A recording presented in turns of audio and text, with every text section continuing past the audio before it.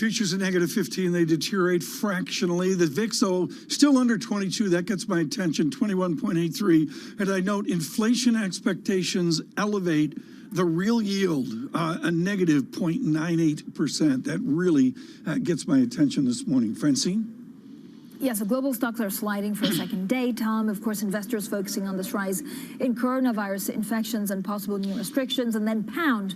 It's all about Brexit, Tom. I know you were off yesterday, so I need to give you a full briefing on what happened yesterday and into this morning. So Boris Johnson is traveling to Brussels. The timing on that is fluid, but the pound is definitely weakening for a third day. Optimism for a breakthrough in Brexit continuing to fade. Boris Johnson this morning said he's very hopeful of securing a deal, but then warned that there may come a time to abandon negotiations if progress isn't made. So a bit of a warning there from Prime Minister, Tom. Very good. There was a time long ago where out of Georgia came the 82nd Airborne Division. It is a sterling history of American courage back to World War I.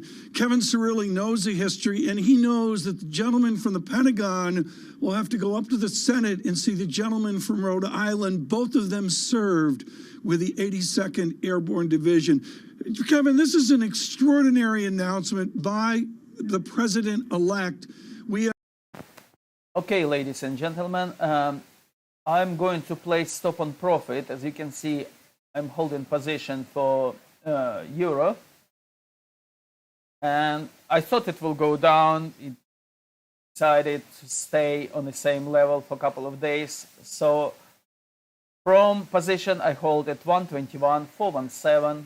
I'm going to place stop on profit to 121.317. It will give us £1,000 in profit. Okay? So let's put 121.317.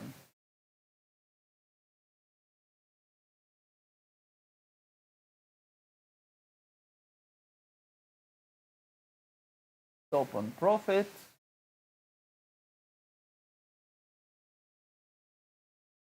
Okay, from 121.417. Yep.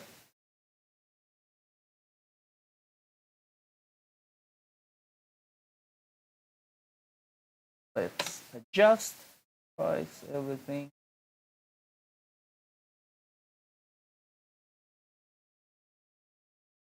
Okay.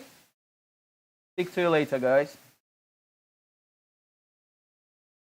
Senator from Rhode Island. Senator Reid is really front and center on this for me. I mean, with his military career, West Point training as well, how would you presume Jack Reid straddles this immense debate?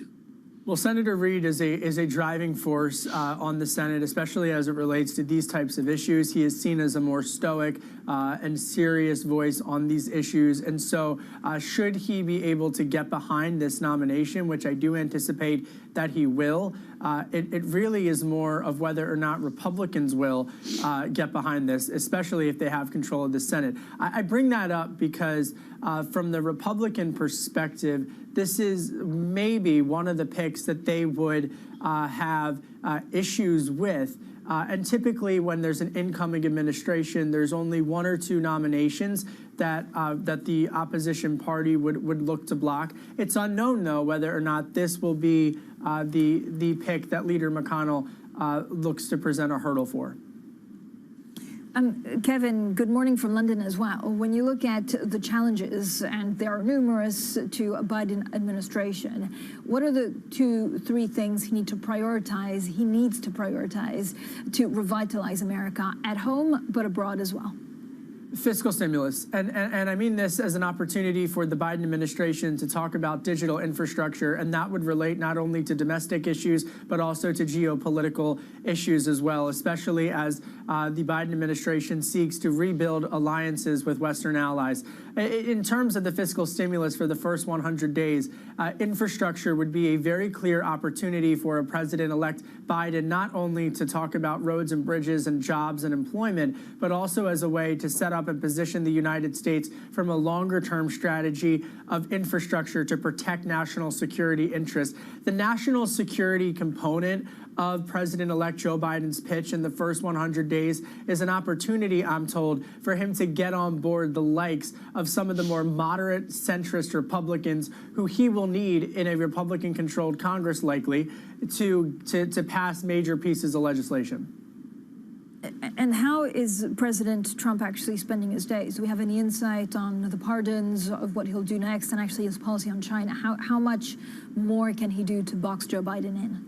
Well, Georgia's on his mind. And, this is really all about him wanting to deliver a Republican-controlled Senate ahead of the 2022 midterm cycles, and for him to really look at his options in the long run. As it relates to U.S. and China, there's a clear geopolitical line that has emerged, and it's a debate that Democrats and Republicans want to have. Democrats want to say that they can bring back allies. Secretary of State Mike Pompeo eyeing not only the rising tensions between the U.S. and China, also looking through a political lens, and someone who could run for president in 2024 is making sure to, in his final weeks, really have a positioning as it relates to being tough on China and very pro-Israel. Hey, Kevin, this came up over cocktails this weekend. I know you're shocked by that. Kevin, really simply, if the president does all sorts of actions up to the inauguration, can the president-elect just rescind those the day after the inauguration? He can, but you What's look at the but Thomas Friedman. I mean, you look at what President-elect Biden told the New York Times the other week, in which he said that he's not going to get in there to the Oval Office and rip up tariffs, for example, on China. So he's going to take a much more, in his words, as his staff has described it, a pragmatic, progressive approach in terms of looking at the geopolitics situation and then going from there. Very good. Kevin Cirilli, thank you so much. Great briefing there, particularly on General Austin. Right now, breaking news. This has been widely anticipated. In fact, there has been criticism for Tesla to get going with the moonshot evaluation. Do an equity distribution, as it's called, some of the new language here. They're looking for $5 billion. They dropped down here to session lows. We'll get the price here up in a moment to give you the capitalization of the glorious 96% equity, a whopping 3.x% debt as well. They're going to go out and get more equity done here. No surprise there, frankly. And I'll let Francine explain what an equity distribution is, because I still haven't figured it out versus a secondary offering. Yeah, it's sort of like, it's different than a secondary offering. There's no lunch at the Hilton with rubber chicken. Coming up, and he's had his fair share of rubber chicken, the mayor of Boston, Martin Walsh. We'll get an update on the hospitalizations in Boston, in the great hospitals of Boston. Futures at -17. We're watching Tesla. This is Bloomberg. Good morning.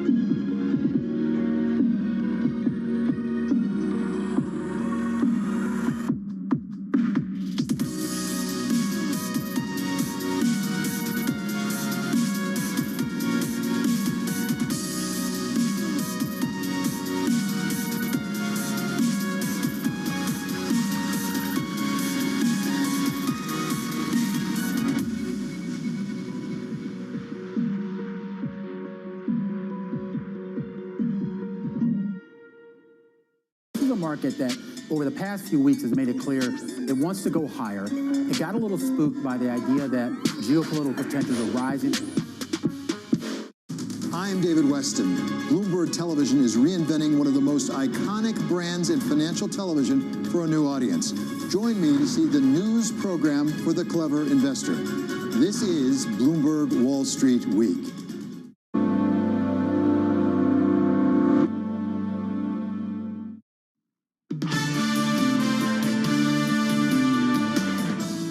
Maybe it's a secondary, maybe it's a tertiary offering. Bloomberg Surveillance celebrating the moonshot that is Tesla. This has been hugely anticipated, and the stock here trying to find a bid right now. We're coming down on Tesla as they will issue more shares in the newfangled phrase, an equity distribution, which I guess is different than a tertiary or a forpillary offering as well. I don't know. The secondary used to be simple. We're not doing secondaries anymore. Anyways, Tesla down, down, down. We're monitoring at 632 down from 641 as well. Francine, I think that's enough on Tesla. They're going to go out and look for some new money. Yeah. I mean, no, what's interesting, right, so, you know, they'll see proceeds of up to $5 billion. It'll be interesting to see exactly what they do that, if they reinvest it in batteries or whether they do it on the production floor. And then Tesla is selling these shares via BNP Paribas and Bank of America Securities. And Francine, I will say this. I thought this yesterday standing on Fifth Avenue with Vet Bill. I'm seeing more Teslas on the road. To be very clear, you know, I was like, what's the big deal? And I'm seeing more Teslas on the island of Manhattan. Yeah, I mean, I'm seeing them more in London, and if you actually go to Dubai, you can also find, and Davos, I think you can find some Tesla taxis. They're also selling shares via Goldman, Citigroup, and Barclays. Now, on to Brexit, and the Prime Minister, Boris Johnson, will head to Brussels for urgent talks with European Commission President Ursula von der Leyen. That's as fears grow on both sides that trade talks will fail. Now, the two concluded on the phone this week that deal remains far off. The same three main issues remain: fish, governance, and a level playing field. Joining us now is Daniel Katsev. He's BNP Paribas Head of FX Strategy North America. Daniel, I will not ask you about fisheries. Tom may do that shortly, but I'm going to ask you about pound. How much weaker can we see sterling? In a no-deal scenario, it could get considerably weaker. Our models, if we shock them, give us numbers that are 5% weaker from where we are, closer to the high 90s in the euro-sterling cross rate, for example. The base case scenario for us is still that we will get a deal at this final moment, and I think that's where the market is still. The tricky thing, the market has kind of come into this month more or less assuming the base case scenario will be correct and looking at sterling as a potential success story in 2021. Service-oriented economy, it's been depressed by COVID. Uncertainty around COVID goes away or it begins to wane and services come back. The UK could look pretty good. So we think the market might be a little bit long sterling going into this, despite the obvious risks. But what happens, I don't know whether at this point, as an FX strategist, you have to make a bet on whether we have a deal in terms of percentage, Daniel, or are you just following it blow by blow? I mean, our base case is still 65% area for a deal, and that still seems right to us. But that still leaves a fair amount of tail risk that things don't go as planned. And and the difficult thing for the market is, it's one thing to say 65% chance of something, then you have 6 weeks to have play out. When you only have a few days, it concentrates the volatility and the risk. Daniel Katsev, what's the correlation right now of the dollar or foreign exchange in general to interest rates and the guesstimates on reflation? Is it tight? Well, the correlations are actually fading because what's happened is that we've had this big move in rates lower since March and April, and a big move in real rates lower going into Jackson Hole and now more recently. And once these differentials get to very low levels, they don't move around very much anymore. But the currencies can still move. The dollar is still trending lower.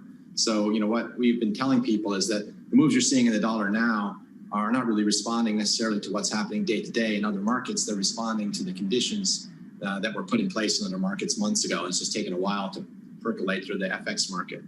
Well, the percolation through means the rate of change. Are we going to see in 2021 not so much a big move or level move, but the speed of move will catch us by surprise? I think in a classic FX trend, you have periods where things are moving very quickly in one directionally. We've sort of seen a bit of that in Euro USD over the past few weeks. Then you have periods where you go fairly sideways and even retrace a little bit, but the retracements never really give up what you gain during the periods of movement. We've just had a big period of movement higher in Euro USD. It's certainly possible that we consolidate a bit now. We've got the ECB likely to deliver new measures this week. Market's a little unsure what the Fed will do next week. Uncertainty about Brexit and if that has bigger implications for Eurozone, certainly a factor. And obviously things are changing very quickly day to day on the COVID front as well. So, it wouldn't be surprised for things to go a bit sideways in something like Euro USD after the moves we've had. But I think the key point I would want to make is that when you get a next big move, it's much more likely to be up again than down. Daniel, does it mean that we could hear some kind of verbal intervention or ECB actually address euro strength? No, I think you will hear, I guess you could call it verbal intervention. You'll hear expressions of concern or indications that the stronger euro is depressing inflation and making the job a little bit more difficult. But they have to tread pretty carefully, I think, because first of all, they don't have a lot of ammunition to deliver to prevent the currency from appreciating. They're already all in on monetary policy, and they don't have a lot more they can do. They will do some more, we think, in December, but they can't do enough to move rate differentials meaningfully against the euro. And second of all, we're coming out of a period of pretty fraught global trade relations. I think the last thing an institution like the ECB wants to do is inflame things by being seen to target the currency or to directly be too closely targeting the currency. So I think they are going to continue to be very diplomatic and careful what they say about the currency. And I think there are diminishing returns in the market from those kind of comments. The first time you hear them, you get a big reaction. Second time, a little bit less, et cetera. Mm-hmm. Daniel Katzev, thank you so much. With BNP Paribas briefing there on the correlations of FX into what we see. And he will stay with us. We're thrilled to continue this conversation, particularly on the Pacific Rim. Speaking of the Pacific Rim, it's one of the great calls for next year. Small cap, yes, and international, yes. Peter Oppenheimer joins. He's with Goldman Sachs, our chief equity strategist. A really good time to talk about the surprise, the November movement in foreign equity stocks. This is Bloomberg. Good morning.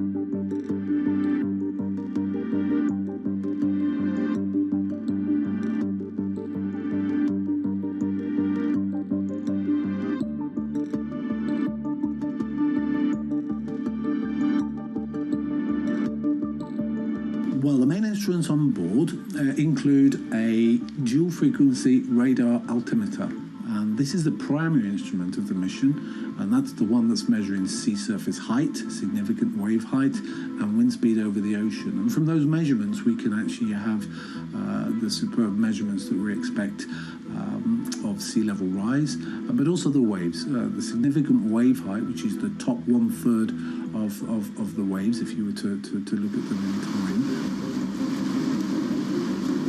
Sea level rise is accelerating, and it is not geographically uniform. In some regions, the rate of rise is 2 to 3 times faster than the global mean. This means that in this region, the elevation since the beginning of the 90s is now nearly 30 centimeters, which is not negligible.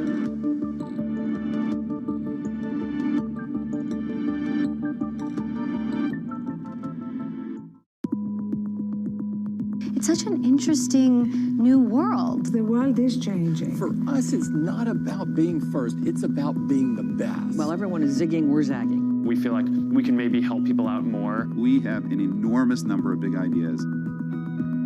I'm not a strong believer in Bitcoin. For all the reasons it's a strong developing asset class, it may fail. Valuations, particularly, sort of the technology landscape, have gotten to some pretty extraordinary levels. So I think it's not a surprise. I don't think it's any indication of the beginning of the end, but I do think markets don't like uncertainty.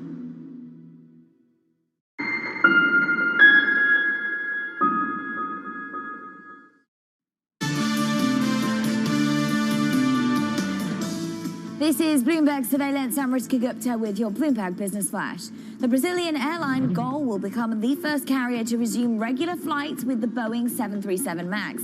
Last month, safety officials lifted a lengthy grounding of the MAX after 2 fatal crashes. Gol begins passenger service on the MAX tomorrow. The plane is due to make its return in the U.S. at the end of the month when American Airlines relaunches MAX service. Goldman Sachs is paving the way for an aggressive expansion in China. Goldman is close to becoming the first Wall Street bank with 100% ownership of its securities joint venture there. China is preparing to open its $50 trillion financial market wider to foreign firms. And in the UK, shoppers are stocking up early for Christmas, and they're doing it online. Internet grocery sales soared 97% in November from a year earlier. Meanwhile, 2 surveys show that city centre shopping areas and physical stores had a difficult month. One says that overall, UK retail sales up 7.7% from last year. That includes online sales, but not stores closed down because of the lockdown. And that is your latest Bloomberg Business Flash, Francine. Thank you so much, Ritika. Now, the focus on the markets is firmly on the number of infected rising and possible second wave of lockdowns. This is also on the back of Brexit. So I am looking, Tom, at what the pros look at. So I put euro sterling, but also cable. And the focus is on the fact that, look, as the UK is beginning Western world's first vaccination program, negotiations with the EU aren't doing too great. And pound traders are snapping out of this Brexit hope and brace, I guess, for any outcome. That's the main story on the markets right now, Tom.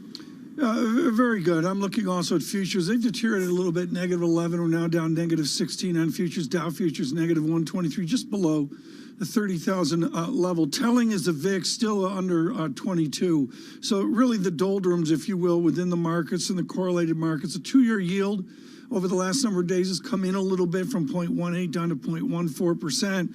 And the real yield really gets my attention, negative 0.9782 as well. On the view forward, Ed Hyman of Evercore ISI. This is Bloomberg. Good morning.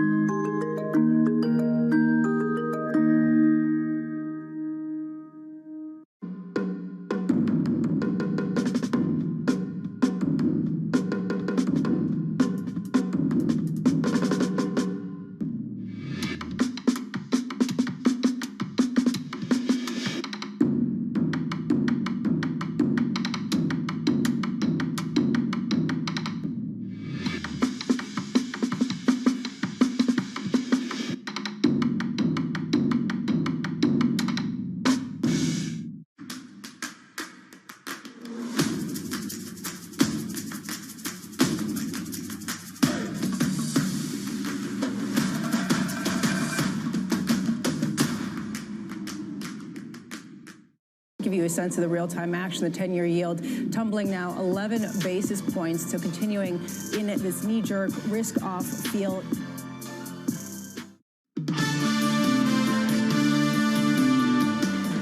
Bloomberg Surveillance. Good morning, everyone. Francine Lacroix in London. I'm Tom Keene in New York. Daniel Katzev with us with BNP Paribas as we adjust to the litmus paper of the global system, and that would be the foreign exchange market, in particular the dynamics of the U.S. dollar. What is your call forward? Give me a dollar call, Dan Katzev, out 1 year.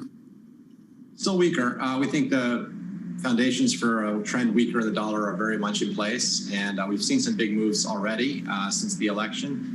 But we would think it would be a mistake to assume that things reverse very quickly. But so what you still want. I don't mean to Dan, I don't mean to interrupt, but I think it's just so important here is the magnitude of that move. Some of us are weaned on the 1980s or maybe on the collapse of the Rubin dollar through the 1990s. Can't remember exactly where that was. What's the magnitude of weaker dollar versus history? I mean, we've been lulled into a sense of complacency by very tight ranges over the last few years. And I think people will always forget how much FX can move when it can move. Having said that, our forecasts are, I'd say, on the moderate side. We think we can get into the high 120s, for example, in euro. That would still leave the euro on the cheap side of our long-term fair value framework estimate. So we're not looking for the dollar to fall into very cheap territory like it did in the previous cycles.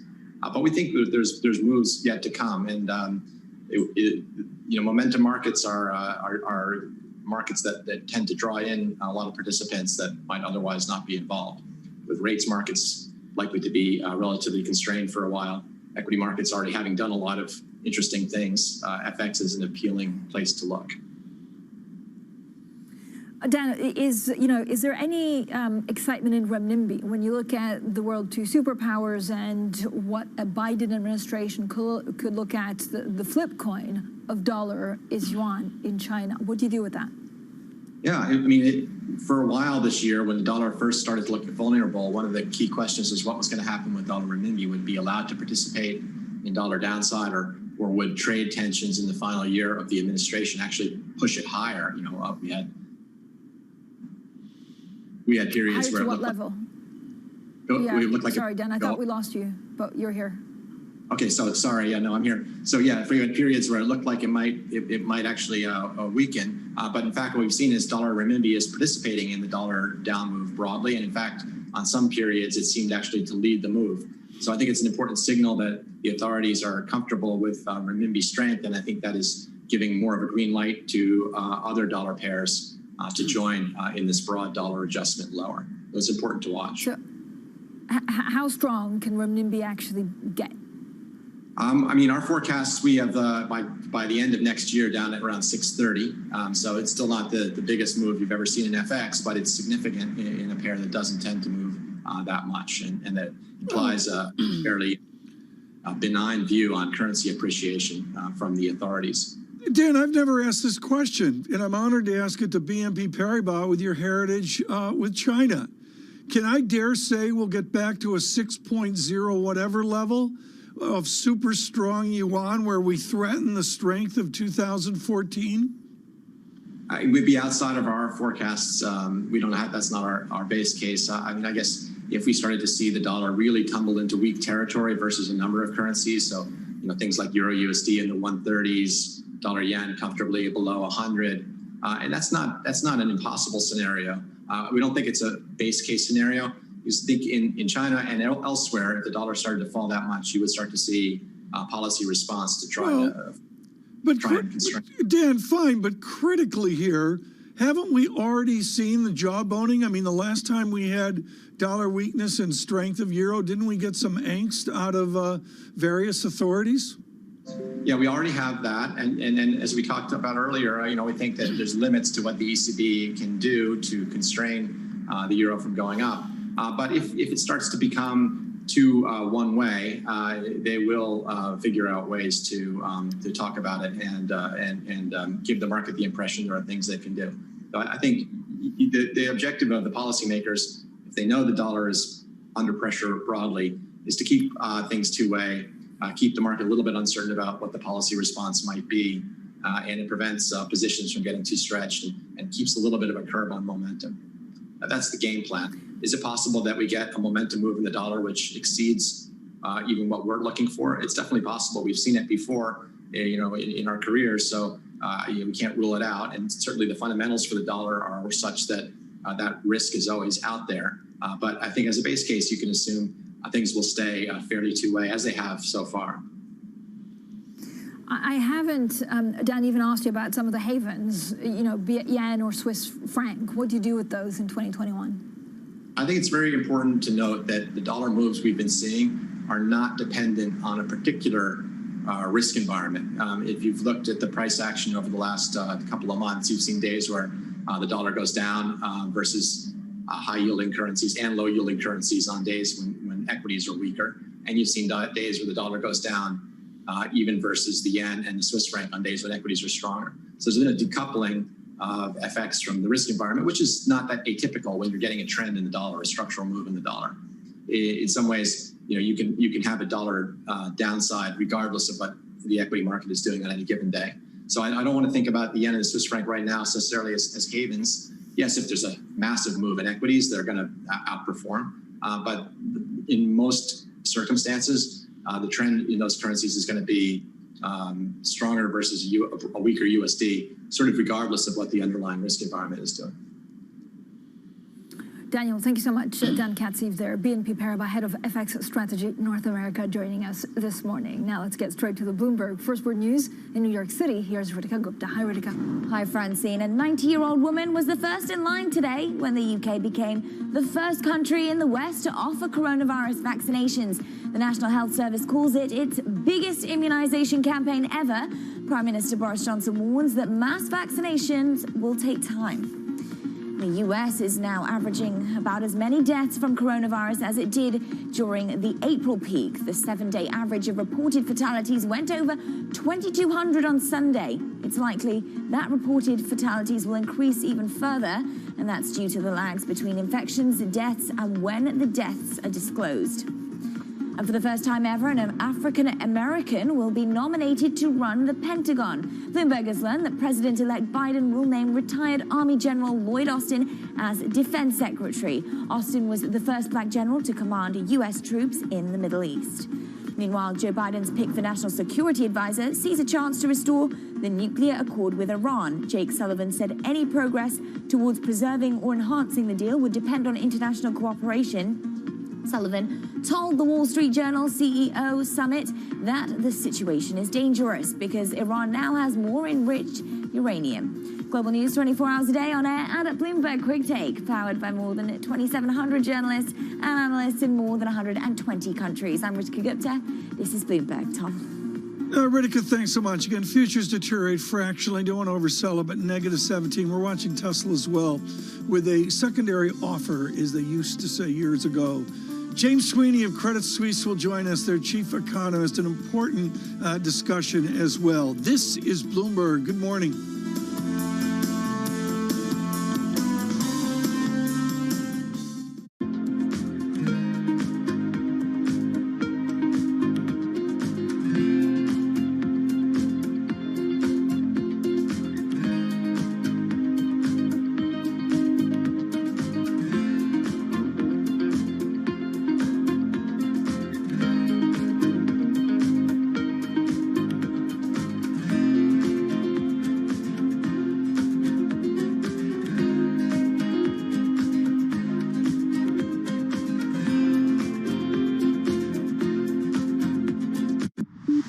We have some good news in terms of vaccines and a chance to overcome the health crisis, but we are not there yet. We need the fiscal stimulus, and we need it relatively quickly, because I can see where the second wave's coming. You can see consumer spending beginning to get impacted again.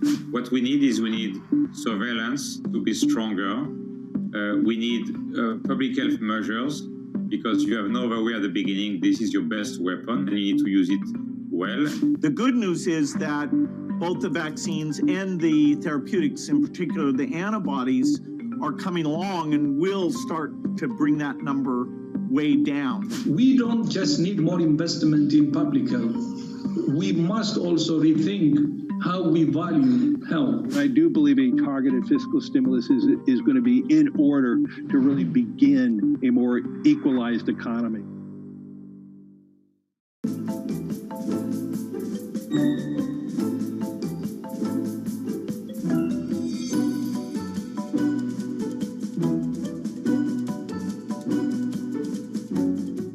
When you call somebody, any head of state in the world, how hard is it for you to get anybody on the phone? I assume not too hard. I would say it's not too hard, but sometimes it takes a week.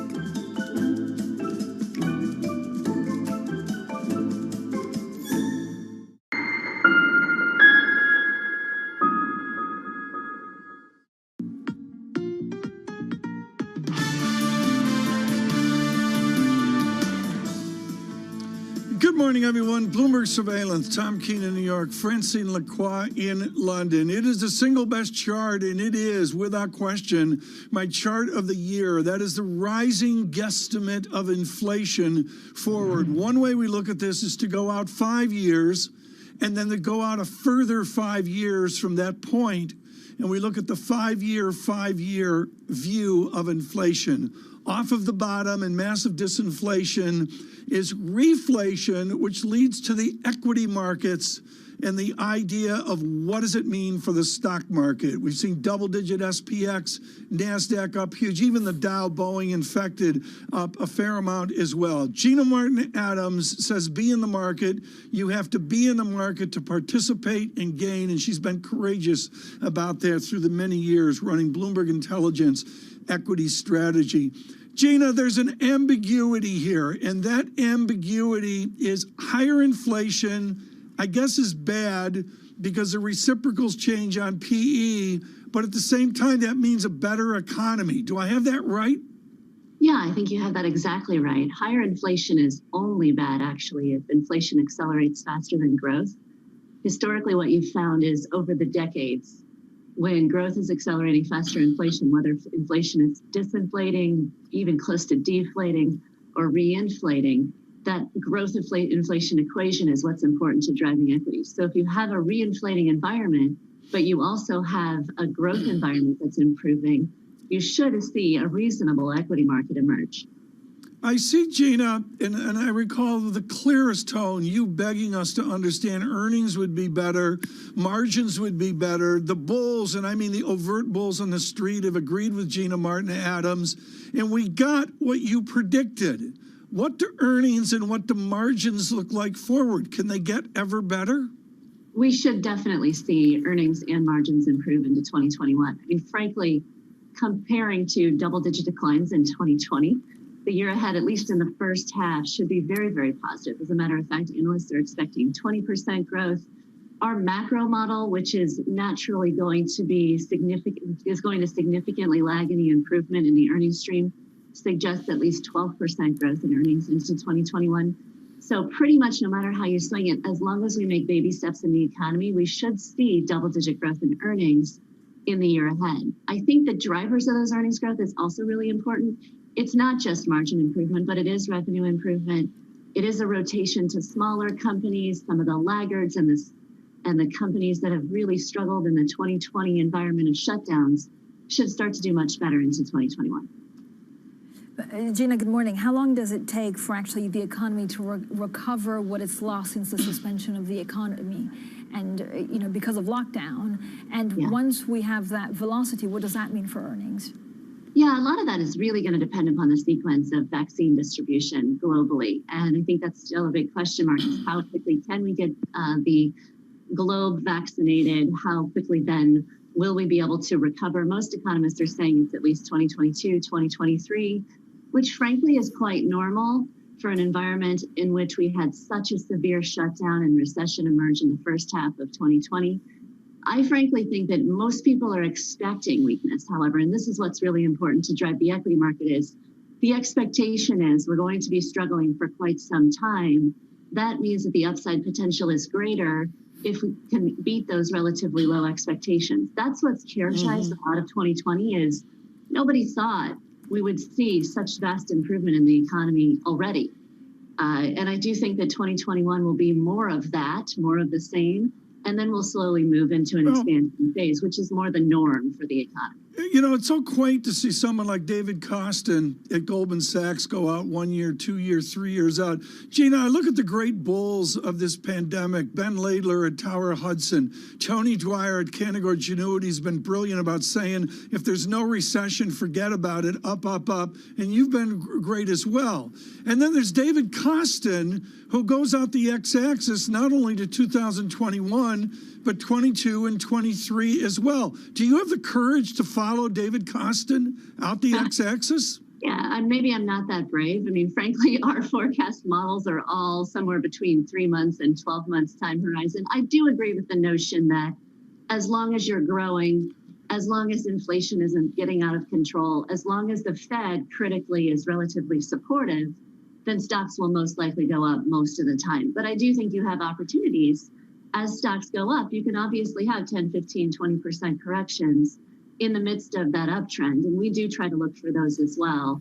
I think in general, when you're just coming out of recession, you're still at a point where you do see much stronger return possibilities going forward. I think the consensus has been entirely wrong about that for most of the last decade, despite the fact that we climbed out of recession in 2009 and didn't hit another recession until 2020. The vast majority of sentiment was still very bearish towards stocks. So we've still got that longer term sentiment background. We're also coming right out of recession once again. That's usually a pretty good time to start to move out on the risk curve, anticipating a cycle that generally endures for quite some time. Gina, what if we realize that there are a lot of companies that had to go bust? So there's also usually a lagging time of when we see bankruptcies. Yeah. If we were to see, the start of a correction sometime in 2021, what would be the catalyst? Yeah, if we were to see a start of a correction in 2021, I suspect it would be something inflation related and something Fed related. I do think it's not likely to be bankruptcy because we spent so much time in the first half of 2020 really thinking about liquidity, thinking about bankruptcy risks, trying to price in that downside risk. Instead, more likely in 2021, it's the idea that we're reinflating a little bit too quickly, and the Fed may have to start to take that accommodative policy away. That, in my mind, is the bigger risk going into 2021, 2022. There is, of course, always the risk that you have, another virus or some sort of unforecastable black swan type of event that comes and impacts the equity market. But my sense is that we've priced so much on the downside. We've priced for so much risk, from downside to growth, from bankruptcy risk, from credit concerns, that it's really difficult to say that that's the downside for the equity market. Instead, it probably is that inflation outlook. The market is right now pricing for the Fed to remain accommodative right through 2023. So if we do have a reinflating economy and much better growth, we're probably going to have to reassess our Fed expectations come second half of 2021. Thank you so much, Gina Martin-Adams, there, Bloomberg Intelligence Chief Equity Strategist. Now, up next, we speak with Amish Dalja, Johns Hopkins Center for Health Security Senior Scholar. We won't only talk about vaccines, but we'll also talk about the origin of the pandemic and what we can do better next time. This is Bloomberg.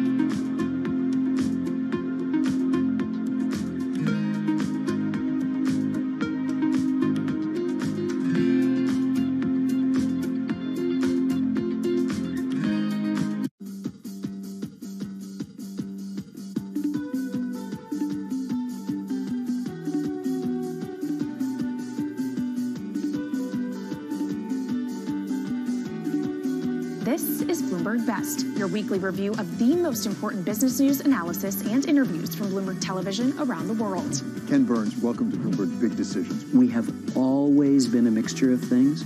We are always stronger for that mixture. Growth is a way to stay competitive, delight more and more consumers. Are you worried that people won't take the vaccine? We remain concerned about vaccine hesitancy. What is one word of advice you'll take with you? Learn how to listen. And that is certainly something that has served me well. Ankiti, where do you go from here? It's a huge market. It's a huge opportunity. I want to go 100x from here. Our philosophy is to partner where we can and stand apart when we should.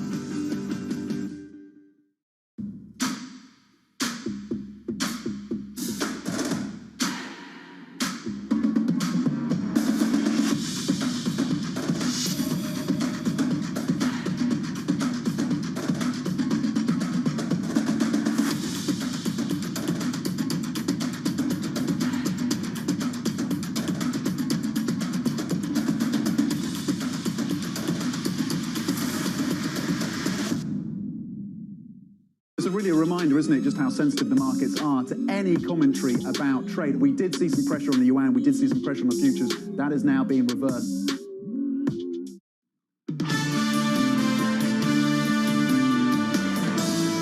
This is Bloomberg Surveillance. I'm Ritika Gupta with the Bloomberg Business Flash. British-based food delivery service Deliveroo has seen a surge in demand during the coronavirus pandemic. But CEO Will Shu says the trend has been going in the company's favor anyway. The pandemic just speeded it up. He talked with Francine Lacroix. There are so many opportunities in this space. I think the ones that, I'm super focused on are the fact that less than 1 out of those 21 meals a week are transacted online. So I think there's a lot of sort of green space ahead.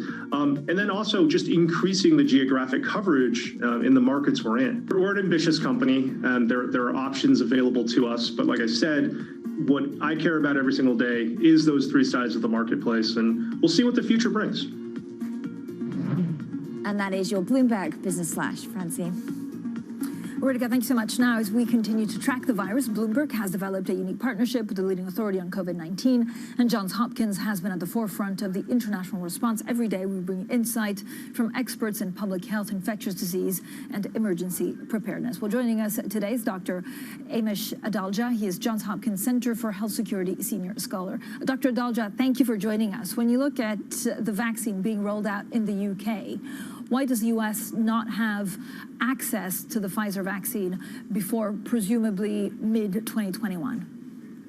Well, we know that the British were using a rolling basis where they were for the regulatory review, that as data came in, they were constantly reviewing it, whereas the US FDA works a little bit differently. They are now reviewing all of that data and then are going to be meeting imminently to make a decision regarding an emergency use authorization. But you have to remember that even in the UK, anywhere, it's going to be priority groups that get vaccinated first. So it's going to take some time for the general public, the person of average risk, to be able to have access to this vaccine. So it's going to probably be mid-2021 before we see countries get a sizable amount of their general population vaccinated. Healthcare workers, nursing home residents, that's probably going to come in the winter, and then we're looking at spring and summer for the rest of the population. It's going to be a very long process and going to take some time to cross that herd immunity threshold. But if we can get vulnerable populations protected quickly, that is going to be something that hospitals will immediately feel. How will the U.S. tackle COVID-19 differently under the Biden administration? Well, what we've seen so far articulated in the transition team's plans is a much more robust and comprehensive strategy, one that many of us in the field have been advocating for since almost a year ago, since January when this first virus appeared. And that includes having testing, tracing, isolating capacity. That includes thinking about home tests for people to be able to know their status. That includes supporting hospitals and also supporting PPE supply chains, as well as making sure that health departments at the state and local level have adequate funding to turn this vaccine into a vaccination program. Amish, do we actually underestimate the amount of fake news that there's still out there from various parts of the world on where this originated from? I don't know how much time you're spending or how much time we should spend about, to understand really where COVID-19 came from, how it originated, and how we can prevent the next disease. There is a lot of fake news and a lot of mythology about this, but what we know so far is that this is a novel coronavirus. It likely originally came from bats, and there's an intermediate animal, which we don't know what it is, that likely allowed this virus to jump into humans. And when it found its way into humans, it was able to spread efficiently. I do think it's important to understand what that intermediate animal is, because that helps us understand how coronaviruses infect humans, because there are many, many coronaviruses in bats that are eventually going to find their way into humans. So we want to know the origin. But I don't think that there's any evidence for any nefarious origin of this, that there were clearly missteps that were made in China in recognizing this and reporting it and understanding how much human transmission was a factor. But we don't have any kind of idea that this was some kind of there's no evidence that this was lab-based or engineered or anything like that. But I do think we need to know which animal it came from to further prepare us. There's also a number of reports saying that some of the first countries to deal with it, including Italy, had a very botched and meaningless almost response to the virus. What's important next time around? The next time we're faced with this similar, a virus that's similar to this, do we need to isolate it first, or is it the response? Like, what would you do differently? What we should do is just ask Taiwan what they did, ask South Korea what they did, because those are the shining examples. And in a nutshell, basically what they did was they met each case as they came. They jumped into action before they even had any confirmed cases, setting up testing, tracing, isolating ability, making sure that they could do as many diagnostic tests as they needed, and speaking directly to the general public. We didn't do any of that. Italy didn't do that to much of the degree. And what you see is this very different way that Taiwan and South Korea have handled this and have been able to really move back to some semblance of normalcy without a vaccine, because they're able to keep cases to a minimum. Amish, thanks so much. Amish Adalja there of Johns Hopkins. Be sure to check out VRUS Go on the Bloomberg terminal for the latest information. Of course, today, the first patient in the UK got the vaccine. This is Bloomberg.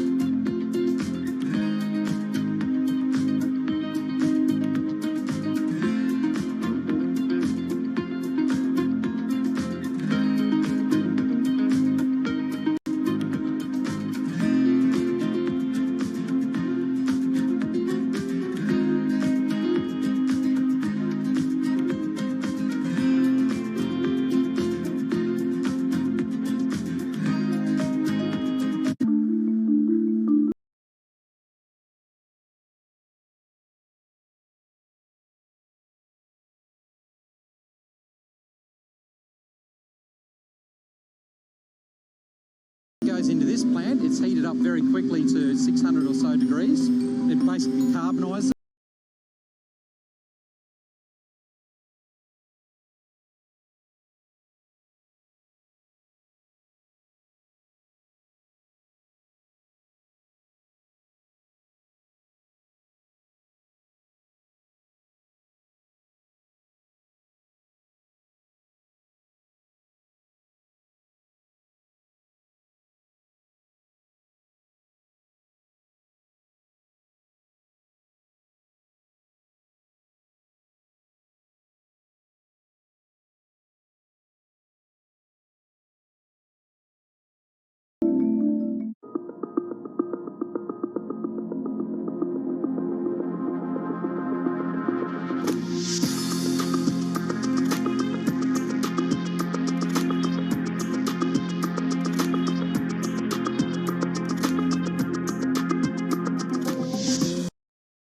Okay, I'm going to put stop on profit for euro to 121.7.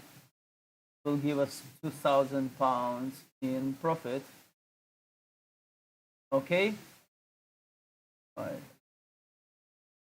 I move ready. So let's see if it will reach this level. We'll collect our profit.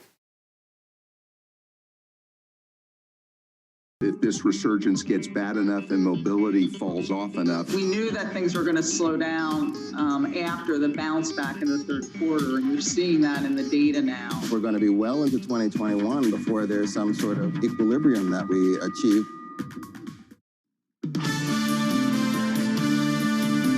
We are in a very serious reach for yield environment. The tea leaves have never been harder to read. People are at as stretched as they can be almost. The vaccine itself represents an enormous stimulus. I worry that markets are getting ahead of the politics. What monetary policy can do, most importantly, is to support fiscal policy. This is Bloomberg Surveillance with Tom Keene, Jonathan Farrow, and Lisa Abramowitz. From New York and England, for our audience worldwide, good morning, good morning. This is Bloomberg Surveillance live on Bloomberg TV and radio. Alongside Tom Keene and Lisa Abramowitz, I'm Jonathan Farrow. With equity futures down 23 on the S&P 500 in the United Kingdom, in England, in Coventry and London, across the country, Tom Keene, we start an immunization program like the world has never seen before. Just extraordinary. I assume the Farrow family's lined up, John, ready to get the jab in the jab in the arm. What a set of goosebumps when you realize a gentle lady going on 91 years old here in a couple weeks, John, she lines up as the first brave soul, and then William Shakespeare is the second brave soul. John, it's absolutely poetic. What? For our audience worldwide who thinks Tom's joking, reportedly the second individual to take the vaccine in the United Kingdom was one William Shakespeare, 81 years old, from Warwickshire. Tom, sometimes you can't make it up. And I have to clarify that you're saying John, what is true, because some people might be confused this morning as to whether you are joking or not. From where you sit, how did the United Kingdom get out front on this historic moment? Look, it's the regulator, an independent regulator, who did this in a rolling review, what's called a rolling review, Tom, where the information, the data comes from the pharmaceutical company at any given time, and they keep reviewing the data so they can do it quickly. We're waiting for FDA approval. I think we'll hear something from the FDA a little bit later this morning on the analysis they've done, and maybe we might hear whether they approve it or not this coming Thursday, Tom. So there's still some work to do in Europe, some work to do in the United States as well. But today is a momentous day. It's the first step forward to getting something done, Tom, in a bigger way, and pulling back from a really strange time over the last 12 months, which has been brutal for so many people. Really important. And Greg Valliere publishing moments ago with AGF. And John, you talk about getting something done. It's not getting done in Washington. Valliere points out there's so many competing interests for this stimulus bill. As he quotes, it may sink because of its own weight. Well, Tom, let's be clear here. The mood music is better in Washington, D.C., but the lyrics haven't changed. Yeah, and I think we've got to be really clear about that. It's the same song, This is because you were story. listening to Dylan all night. I mean, Dylan does 300 million with Universal, and you're listening to Dylan, and, you know, you're listening to the lyrics and the mood music and all that. Yeah, something like that, Tom. Something like that. Lisa, as we transition from this, Tom's back. In case you didn't know, I'm waiting for you guys to start singing. There we go. Lisa, what's coming up? What's coming up? What's coming up, Lisa? Okay. Just get it back on the rails, please. All right, well, let's talk about this sort of dichotomy between the future hope that you're talking about and the current today scenario. I'm very interested to hear what Goldman Sachs Chief Executive Officer David Solomon, JP Morgan Chief Executive Jamie Dimon, they're both going to be speaking at that Goldman Sachs Financial Services Conference. Interesting to see the on-the-ground high-frequency input they're getting from consumer lending platforms, from businesses, paired with the optimism that we keep hearing about for a time when we do have a vaccine that can be rolled out, not just in the UK. 2 p.m., we get a briefing from Senate Majority Leader Mitch McConnell. Very interested to hear what the lyrics are of the mood music that seem to have changed, just to butcher the whole analogy that you guys were coming up with. But really, he holds the key at this point to whether we get a bipartisan deal, and the main sticking point now apparently is liability for COVID-related injuries, et cetera, for businesses. At 8:30 p.m., China releases CPI and PPI data. China has reliably come out with better than expected data. And it'll be interesting to see whether this momentum can continue and continue to support copper prices along with this feeling of momentum in the global trade economy, John. You say that's the sticking point now on the talks down in D.C.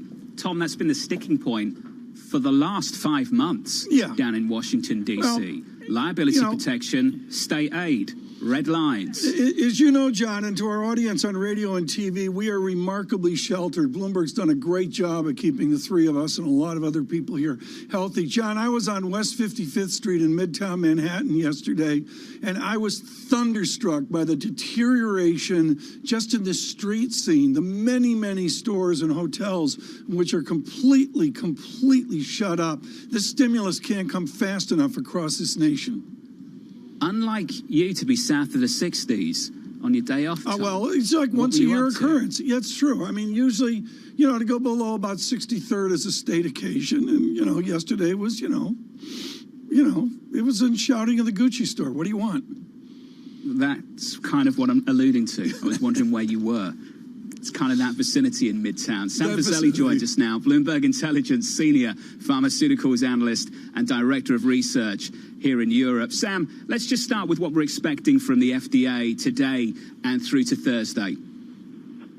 Yeah, good morning, Jonathan. So today is the day that any minute, or very soon, we should get the briefing documents, basically the big 100-page, sometimes more, document that the FDA puts together that has all the arguments from the companies and all the analysis the FDA has done into the public domain, and that's what the panel that is being convened on Thursday will be voting on. So there'll be a lot of data in here, more than we've ever seen for any of these vaccines so far.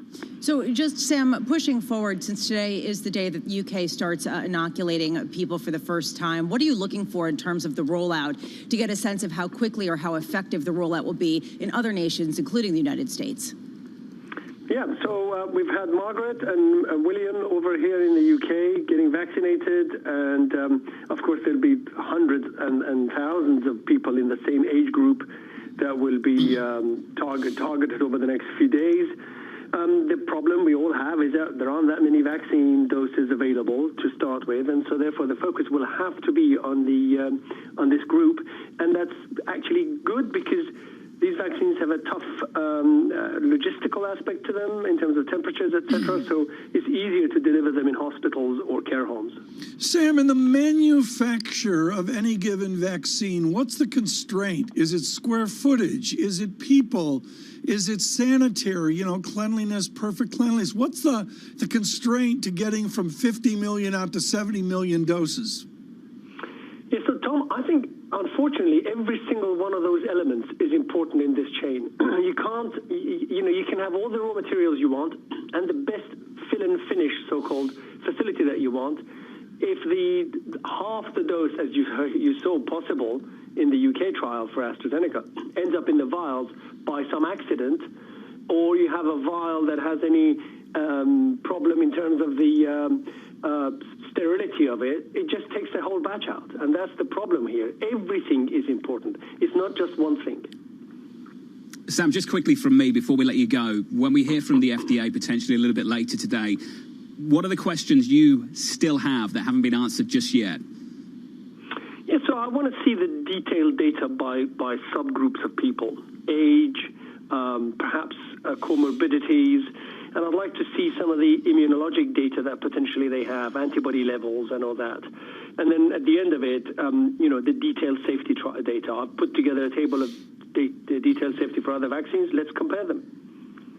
Well, let's hope we get some good news and you can come back tomorrow morning. Sam Fazeli of Bloomberg Intelligence. Thank you, sir. Joining us now on this story, Peter Oppenheimer of Goldman Sachs. Peter, always fantastic to catch up with you, the Chief Global Equity Strategist. The UK beginning the huge vaccination program that's going to grip this country and the world, I hope, in the coming months as well.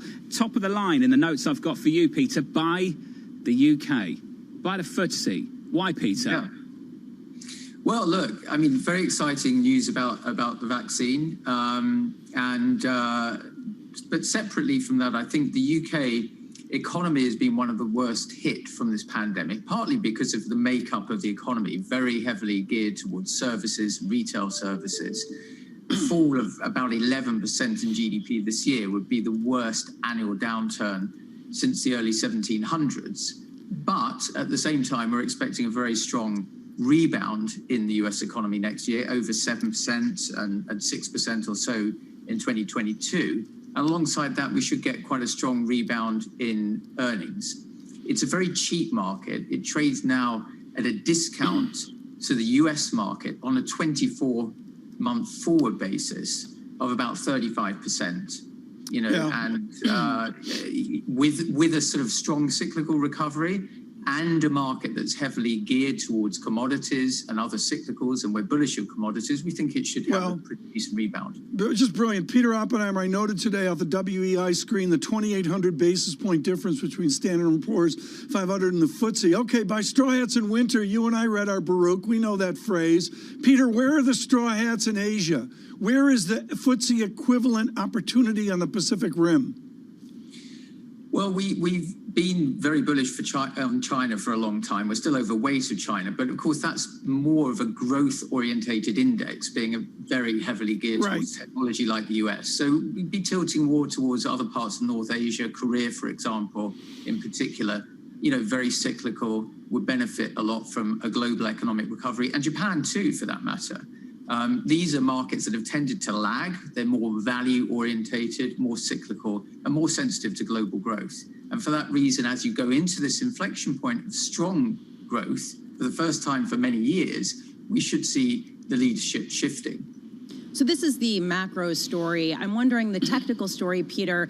The composition of U.S. equity indexes, have they made them less full of potential for gains based on the domination of the main companies, the fact that it's so concentrated at the top? I'm looking today, for example, Tesla says they're going to sell shares. Tesla's shares fall pre-market, and so does the entire S&P, because now it's included in it.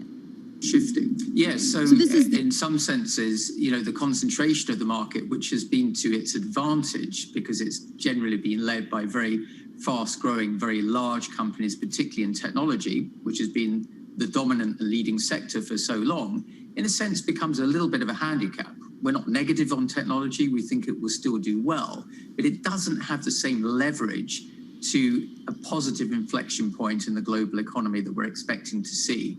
So those value parts of the market that have been very depressed with higher dividend yields, those areas which are much more geared into economic growth would tend to recover more quickly, and they tend to have a bigger weighting in other markets. Interesting, for example, if you look at Europe, which has just had its best month ever, we saw Europe in November outperforming the US by about 6%, the best relative performance since 2009, when we were last coming out of a very deep recession.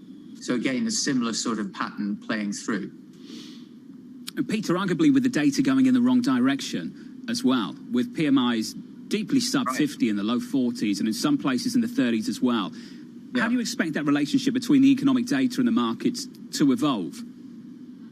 Well, when we look at the way that equity cycles evolve, the first phase of a new cycle, what we call the hope phase, is really all about expectations. It nearly always starts during a recession when profits are still falling. But for some reason, investors start to get a little bit more optimistic about a recovery, usually because of policy support. In this case, it's been a combination of policy support and, of course, the very positive news on vaccines. But what we've seen since March is a big expansion of valuations across all markets. That's pretty common in that first hope phase of the cycle. Once we actually start to get the economic recovery coming through, better PMI data, stronger profits actually growing, I would expect the improvement in equities to slow a lot and valuations to start compressing. So many bull markets very front-loaded. You've got to be in early as that expectational shift really drives valuations higher. And then we would expect to see slower returns as we move forward, particularly when you consider that valuations are quite high. And we're not going to have the tailwind in this cycle of ever lower interest rates, which we saw as a very dominant factor coming out of the financial crisis. We found that shift last month in a massive way. Peter, fantastic to catch up, sir. As always, send our best to the team at Goldman. Peter Oppenheimer there, the Chief global equity strategist this morning. Good morning to you all. Equities down 21 on the S&P 500, down about 0.6%, Tom. We pulled back just a little bit more from all-time highs. Keep an eye on the NASDAQ. I think that was 9 straight days of gains. 9 on the NASDAQ 100 into the close on Monday. Yeah, I want to go to the shift, John, in the last number of days of the real yield, the nominal yield where it is, and inflation expectations just relentless, up ever so slightly. But nevertheless, we're really back to where the real yield threatens to go out to record levels. We're not there yet, but a massive negative 0.98 on the 10-year real yield. Do you know what the year-end median forecast in our survey is for 10-year treasuries for 2021? 120. Just 120, Tom. Not even 25 basis points or so from where we are right now. That's a well-behaved bond market that people are getting behind. Well, we got everything. Just wonder what would disrupt that. We got everything so right 12 months ago, including myself. I mean, I'm in the triple leverage all cash fund. That's worked out. Yeah, I don't know who got 2020 right. What's funny is the people that missed it, which is everyone, they weren't bullish enough. Yeah. Get your head around that. From London and New York this morning, good morning. Equities pulling back. This is Bloomberg. With the First Word News, I'm Rishika Gupta. It will be the biggest immunisation campaign in the history of the British National Health Service, and one the world is watching. A 90-year-old woman became the first person in the Western world to receive a coronavirus vaccine shot today. People over 80 were first in line for the vaccine from Pfizer and BioNTech. British Prime Minister Boris Johnson will travel to Brussels to try to rescue the Brexit trade deal. Johnson will meet with European Commission President Ursula von der Leyen. There are growing fears on both sides that negotiations may fail. Johnson and von der Leyen spoke last night and both agreed a deal remains far off. And Tesla is going back to the capital markets for the third time in 10 months. Elon Musk's electric car maker will sell as much as $5 billion of common stock. Shares are up almost 670% this year alone. They've been boosted in part by the decision to include Tesla in the S&P 500 index starting December the 21st. And he was a World War II fighter ace who became the first person to break the speed of sound. Later, a new generation learned of the exploits of Chuck Yeager through the book and the movie The Right Stuff. Yeager died last night. He was considered the finest test pilot ever and trained many of the men who were pioneers in space exploration. But he never had an interest in becoming an astronaut himself. Chuck Yeager was 97 years old. Global News 24 hours a day on air and on Bloomberg Quick Take, powered by more than 2,700 journalists and analysts in more than 120 countries. I'm Rishika Gupta. This is Bloomberg.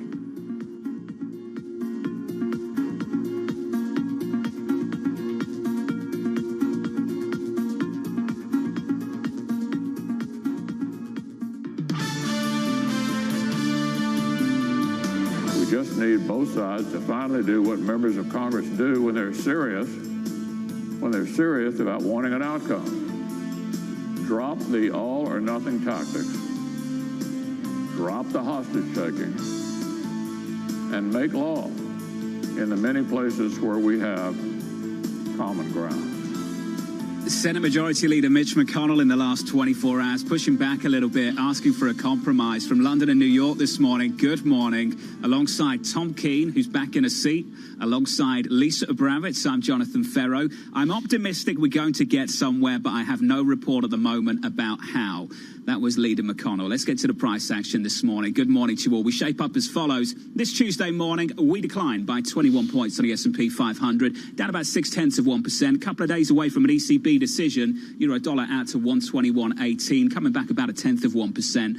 Stronger in the euro's favour. And in the bond market, after a big move into the close on Friday, yields up. Yields lower yesterday, curve flatter this morning, just a little bit higher. Up about a basis point, Tom, to 0.9311%. Got the calendar out yesterday, John, on the decorating of the Christmas tree. We're looking for December 23rd, the Keene tradition off of the Pharaoh method of Christmas, where, we'll decorate the tree December 23rd. That's the tree calendar. Right now, Kevin Cirilli, our chief Washington correspondent, on the stimulus calendar. Kevin, what's the calendar over the next number of days that you're watching for proposed stimulus?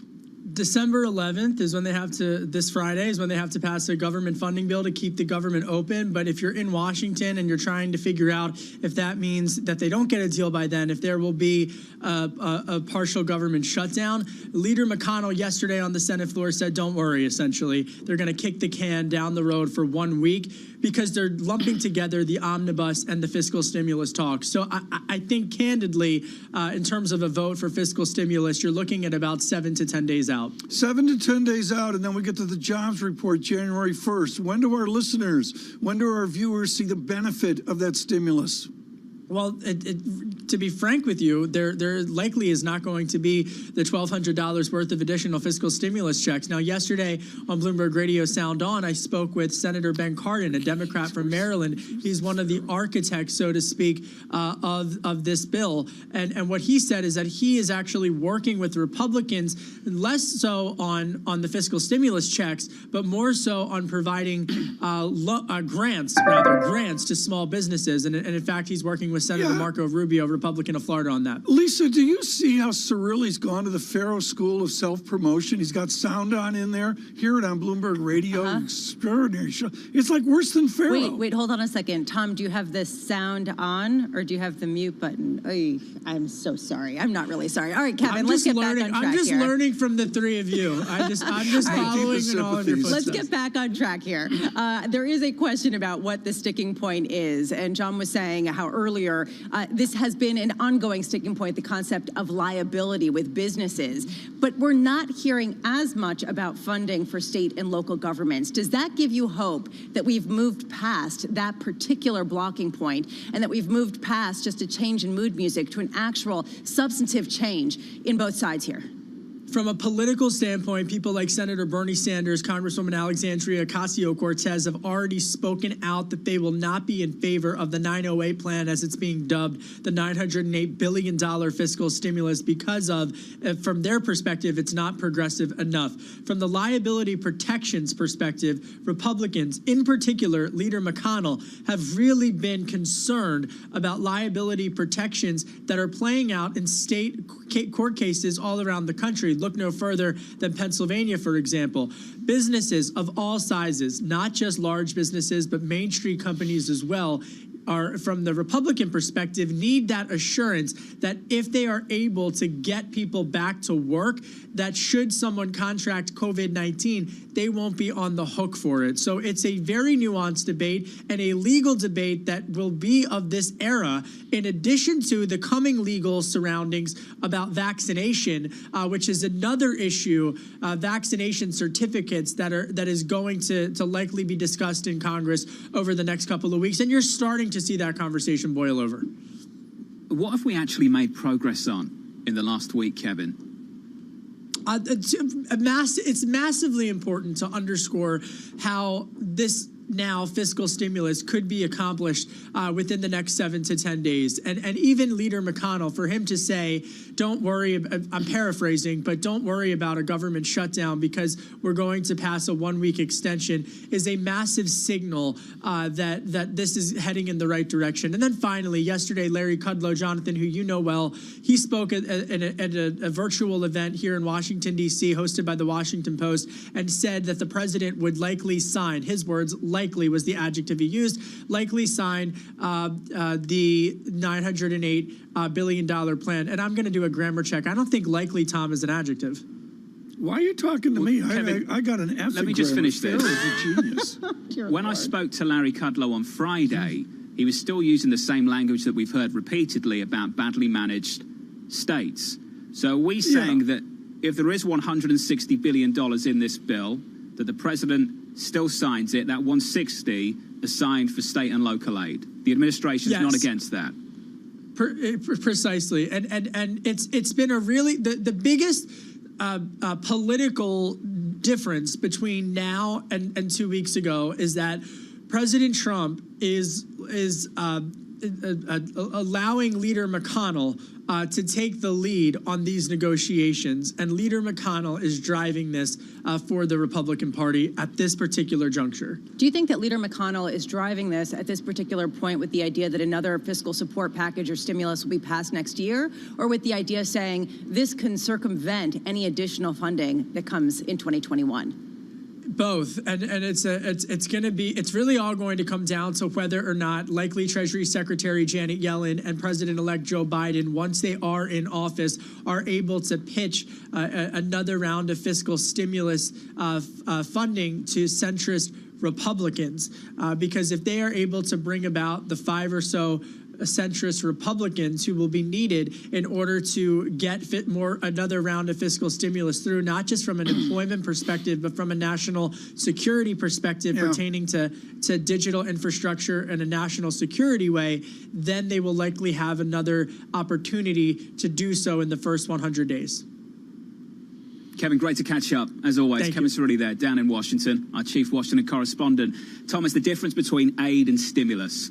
If the restrictions are coming back on, if states are shutting back down again, DC has very little choice but to offer aid to help bridge to the other side of that particular situation. The stimulus debate is totally different. Can you imagine getting to January, John, Tom? You sound very with the Republican British. Senate still getting stimulus done. A huge body of America, led by Senator McConnell, don't believe in aid. They believe in growth through business. That's been a theory for well over 50 years as well. The theory I would use, John, is Matthew Lazzetti of Deutsche Bank. I don't know what it was, 3 days ago, 4 days ago. He modeled out an approximate 12% unemployment rate for America. That's the catalyst here. There's no other catalyst. Well, the point is, Tom, and I don't think it's British, I think it's the language of the moment, that when somewhere is shut down, it's about offering aid. Business doesn't get you out of a particular situation if the economy's not open. John, I agree totally, and there's a large body of Americans that agree. A large part of the Senate does not agree with that. They can't even get to $600 or $800 checks for people that are flat on their backs, which we see coast to coast. Coming up on this program, Michael Clougherty, UBS head of US rate strategy on this bond market, as we have this debate on the next aid package down in Washington, D.C. For our audience worldwide, good morning to you all. This is Bloomberg.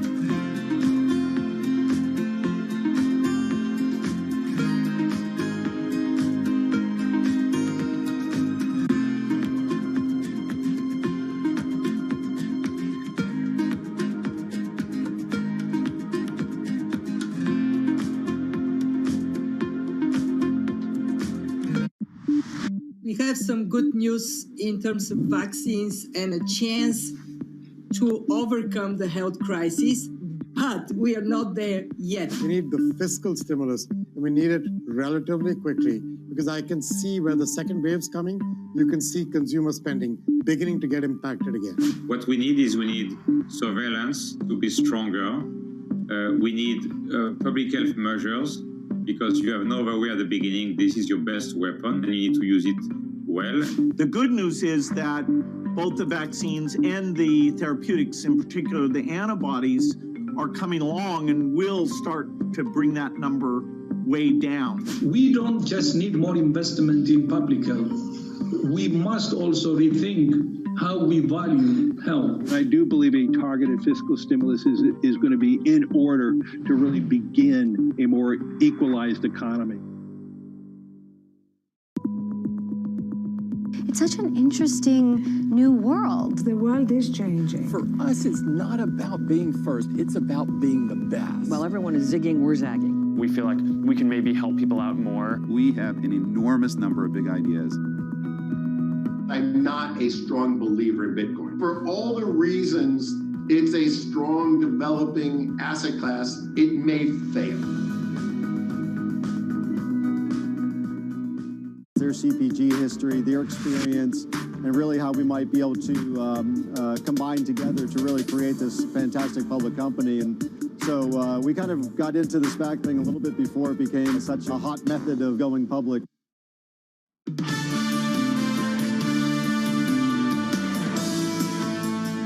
Tuesday morning, good morning to you all worldwide. Here's the price action of the moment. Coming into Tuesday, longest winning streak of the year so far on the NASDAQ, 9 straight days of gains. Some relative outperformance this morning, but still negative. We're down around about 0.4% on the NASDAQ. We pull further back from all-time highs on the S&P 500, down about 20 points and off by 0.6%. Bit of a defensive posture this morning as we fail to see the progress that's been made in a stimulus conversation down in DC. The progress on the vaccine, clear for all to see. Really good progress in the UK, and we hope worldwide in the coming weeks and months. Switch out the board and get to the bond market. Want to stay briefly on treasuries and just talk a little bit about what's been happening with the treasury curve. Steepest of the year, the spread between 2s and 10s on Friday off the back of a downside surprise on a payrolls report.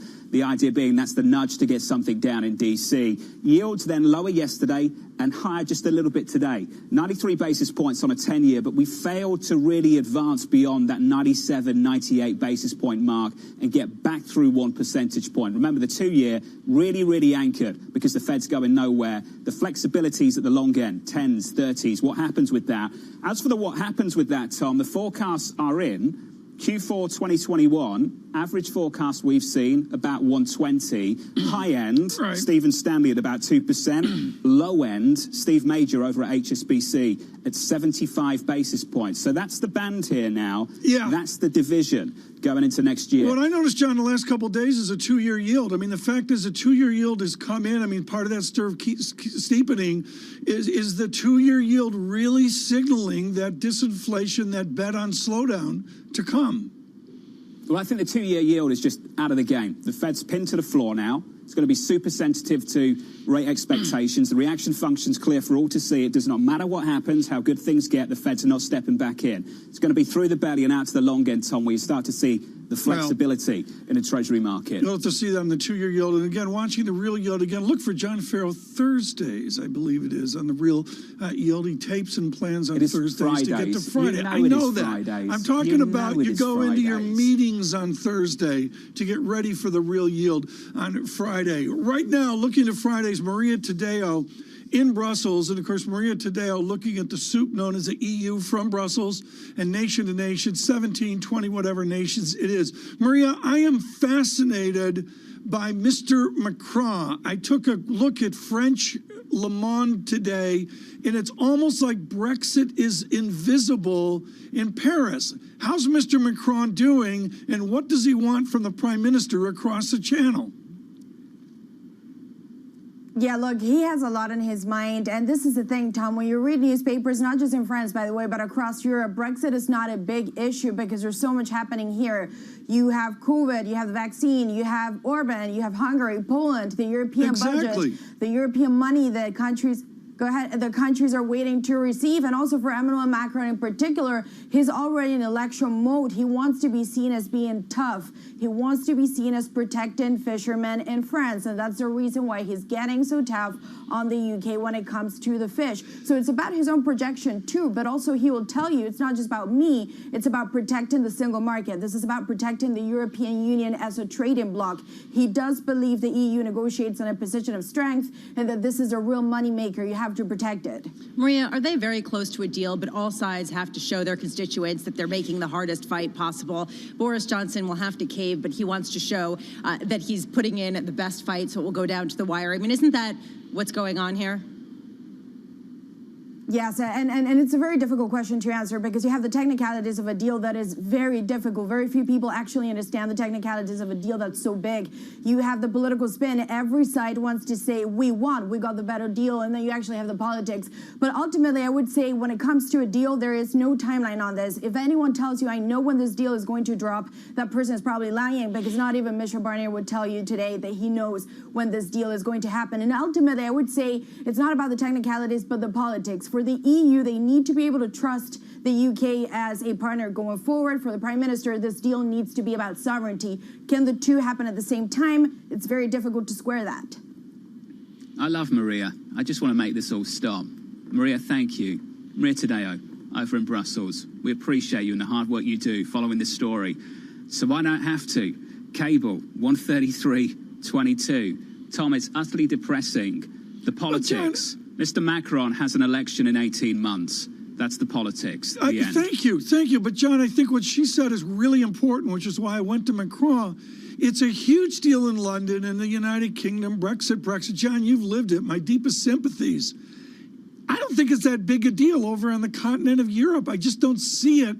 Maybe in the German zeitgeist a little bit, but I was stunned at Le Monde today like nothing, even in my fractured French. They've got other issues. Let's be clear about it. For the people on the continent, especially the European elites, the politicians, the Europhiles, who always complained about the noisy neighbour, the United Kingdom, they took their eye off the ball. Poland, Hungary, they're going to have the same issues with different countries for years to come. And if the effort is ever closer union...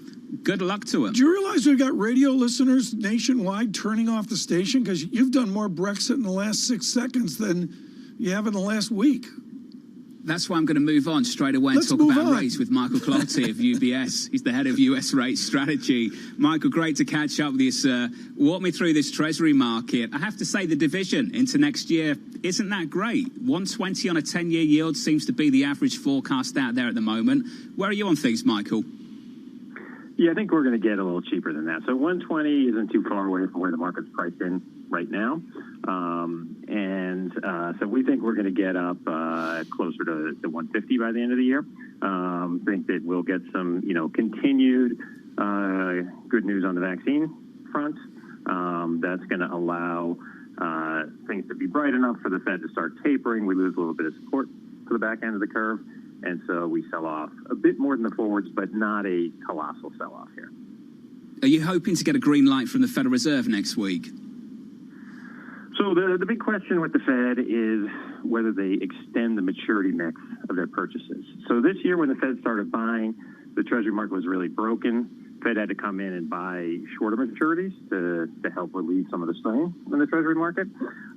They're continuing to buy very short maturities, which doesn't make a lot of sense. The way that QE helps is you're taking a asset with a longer maturity out of the market, you're replacing it with a reserve, which has an overnight maturity, so that it's really a maturity transfer, the way it's working. Well, buying 2-year notes instead of 10-year notes, big difference in that maturity transfer. The question is when the Fed stops buying this short stuff because the Treasury market's not broken anymore and starts focusing on the longer maturities. How much, Michael, have longer-term yields been well-behaved because of the expectation of Fed buying, in which case Fed buying won't actually tip the tide in any way or make a difference? Yeah, I think you're right. That I think this is what's been holding us below 1% here. Expectations that the Fed will help next week. So I think that hard to cheapen up beyond 1 until we get past that meeting, and then as we go into next year, even with a little bit of a maturity sense from the Fed, what the Fed's buying is still peanuts relative to what the Treasury's issuing. This year we've got a new 20-year note, massive increases in 10s and 30s. So what the Fed's taking out is still tiny relative to what the Treasury's putting in. So we think, you'll still see that upward pressure on yields next year. Michael Clardy, good morning. Tom Keene in New York. It's outlook time where people have to game out movement of the 10-year yield. And as you know, with your legendary experience, everybody always gets it wrong. What's the color of getting it wrong this year? Is it undershooting or once again just gaming out higher interest rates that don't happen? So I think I guess it depends. So I think the greater pain in the rates world would be that we rally back down and get back to very low yields. You'd see a lot of stress on insurance companies, banks in that low yield environment. So I think, for them, the risk is that, things are not as good and we rally back. Just want to get you up to date on some of the headlines crossing the Bloomberg. It comes from the FDA. The FDA has posted the briefing documents on the Pfizer-BioNTech COVID vaccine.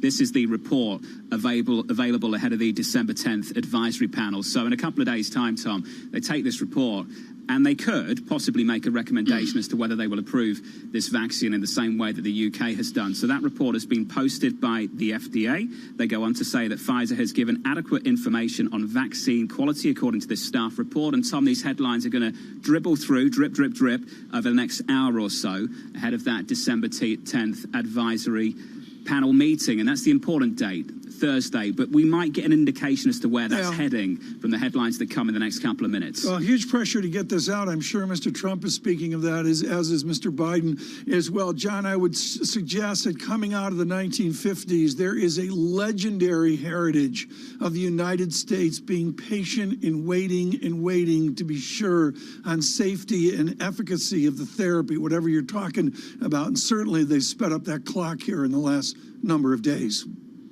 Yeah, and hopefully we get the news everyone wants to hear this coming Thursday. So the report has been posted. We'll go through that. People much smarter than me, they'll break down the headlines for you, and I'll regurgitate that for you as they come through on the Bloomberg terminal. Michael Clardy of UBS, you're still with us, sir. Just a final question on the vaccinations. First ones begin today. In markets, you know the saying, it's cliche, it's always better to travel than arrive. The vaccination started today in the United Kingdom. What does that mean to you, Michael, from a sentiment position for financial markets?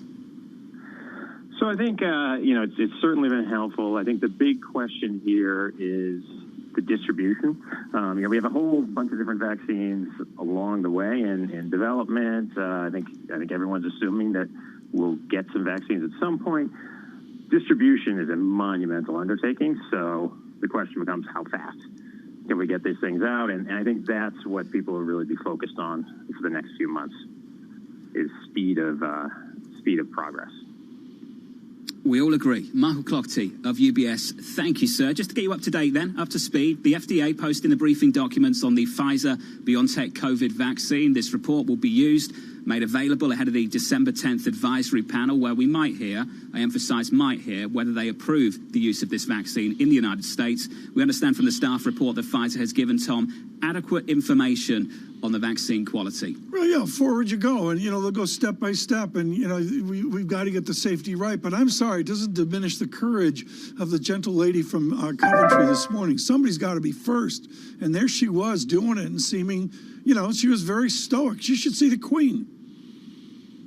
I think the Queen's going to take her turn coming up shortly, Tom. Yeah. Maybe before year end. Before the next season of The Crown. Coming up on this programme. Maybe it'll be in The Crown. I know you get excited about The Crown. I do.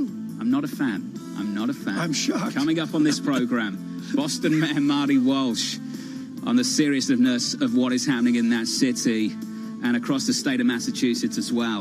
Much more still to come. This is Bloomberg.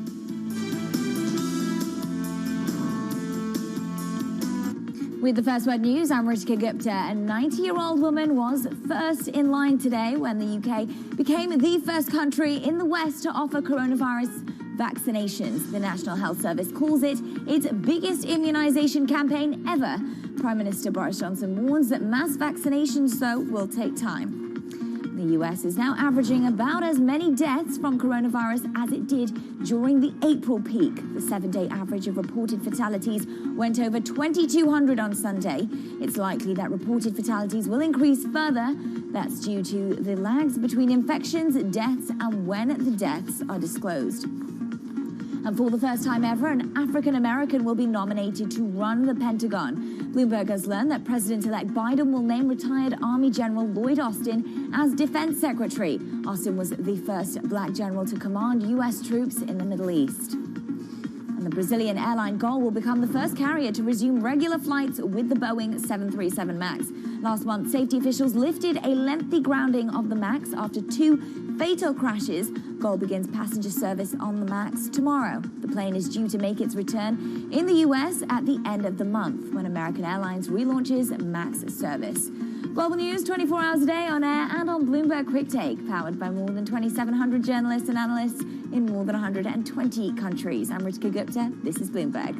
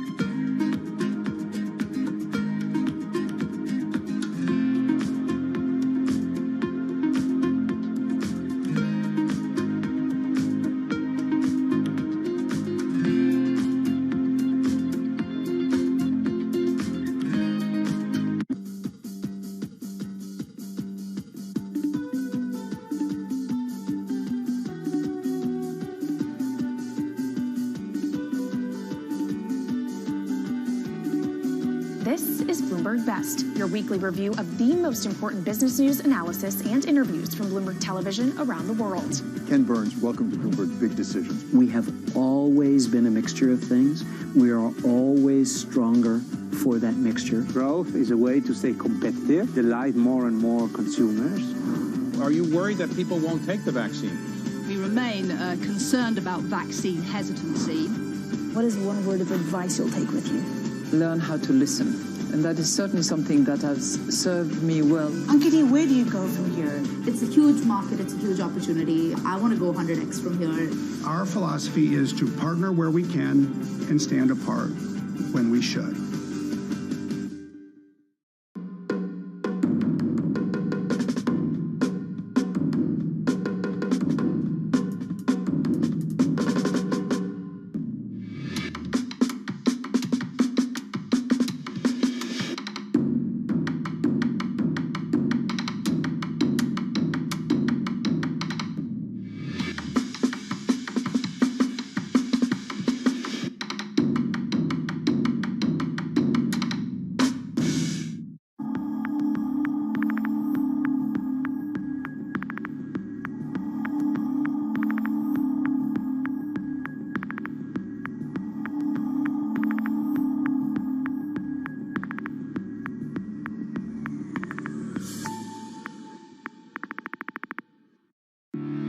We explore the trends, investments, and competition of the European ETF industry.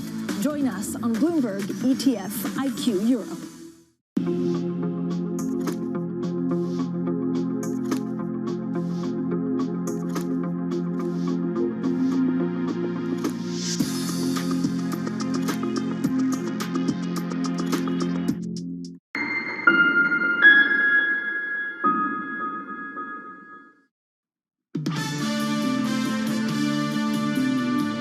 Not only for New York State, but for any state or city that is facing similar problems. Without substantial mitigation, the middle of January can be a really dark time for us.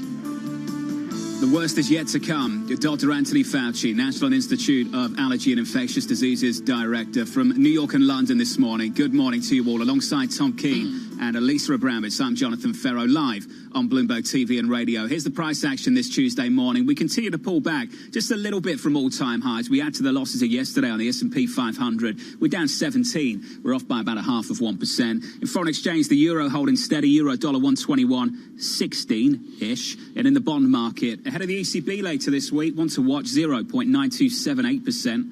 Yields up by not even a basis point. Just the uncomfortable moment that we're in right now, Tom. The great things we see with the vaccinations as they begin in the United Kingdom, set against the fact that we haven't seen the worst of it yet in many places around the world, including the United States. Well, we're seeing the United States, and again, the three factors, folks, are cases, which I'm not a big fan of the mathematics there, but certainly the certitude of death and the reality of a hospitalization. Boston is one of the great hospital capitals of this nation. He is the mayor of the city of Boston, Martin Walsh, and we're thrilled that he could join us this morning. Marty Walsh, we've got loads of things to talk about. Let me cut to the chase. You need aid from Washington. Long ago and far away, people like Joe Moakley or Tip O'Neill and Republicans like-minded like them, maybe like Senator Burke and others, were able to do money from Washington to help beleaguered cities. Why can't we do that now? It's really unfortunate. You know, Mitch McConnell has made statements that cities should go bankrupt. You can't have that. I mean, I was on a conversation last night with mayors from around Massachusetts, and the need for federal investment in Boston and in the region of the Commonwealth of Massachusetts is really incredible. But you and I talked off air about businesses being shut down, hotels not being open. We have the same thing here in the city of Boston. We are heading to what's, I think, is looking like a second surge. We're looking at potential further pullbacks here in the city, in the Commonwealth of Massachusetts and around the country. And when we do that, quite honestly, your show is about business, Bloomberg Business. The businesses in our city, in our state, in our country, quite honestly, are not going to return from this. So the federal government needs to act now. The Senate needs to act now. They need to stop playing politics. They have to stop playing partisan politics, put the American people first, put the American businesses first, put everybody first, and they're not doing that. Mayor Walsh, I want to understand, and I want you to paint the picture really clearly. What you need from the federal government, not just money, dollar amount, what you need from the federal government, and what happens if you don't get it in the next few months? Well, first and foremost, we need direction from the federal government. I mean, the Biden-Harris administration has put together a COVID-19 task force. We need clear direction on which way we should go to push back, not push back on the COVID crisis, but to address the COVID crisis. Most cities and states around the country have been on their own from the very beginning, whether it's been on testing, whether it's been on surge, whether it's been on hospitalization. So in Boston right now, what we're experiencing is, we can't call it necessarily a second surge yet. We're seeing increased numbers, significantly increased numbers in Boston, Massachusetts. We are not seeing yet increase in hospitalization. We're seeing a number that hospitalizations going up, but not to the point where it was back in April and May and June, where we had to cancel all elective surgeries. We're not seeing complete shutdowns where we shut our businesses down, where nobody's working anymore. But we are headed towards that again.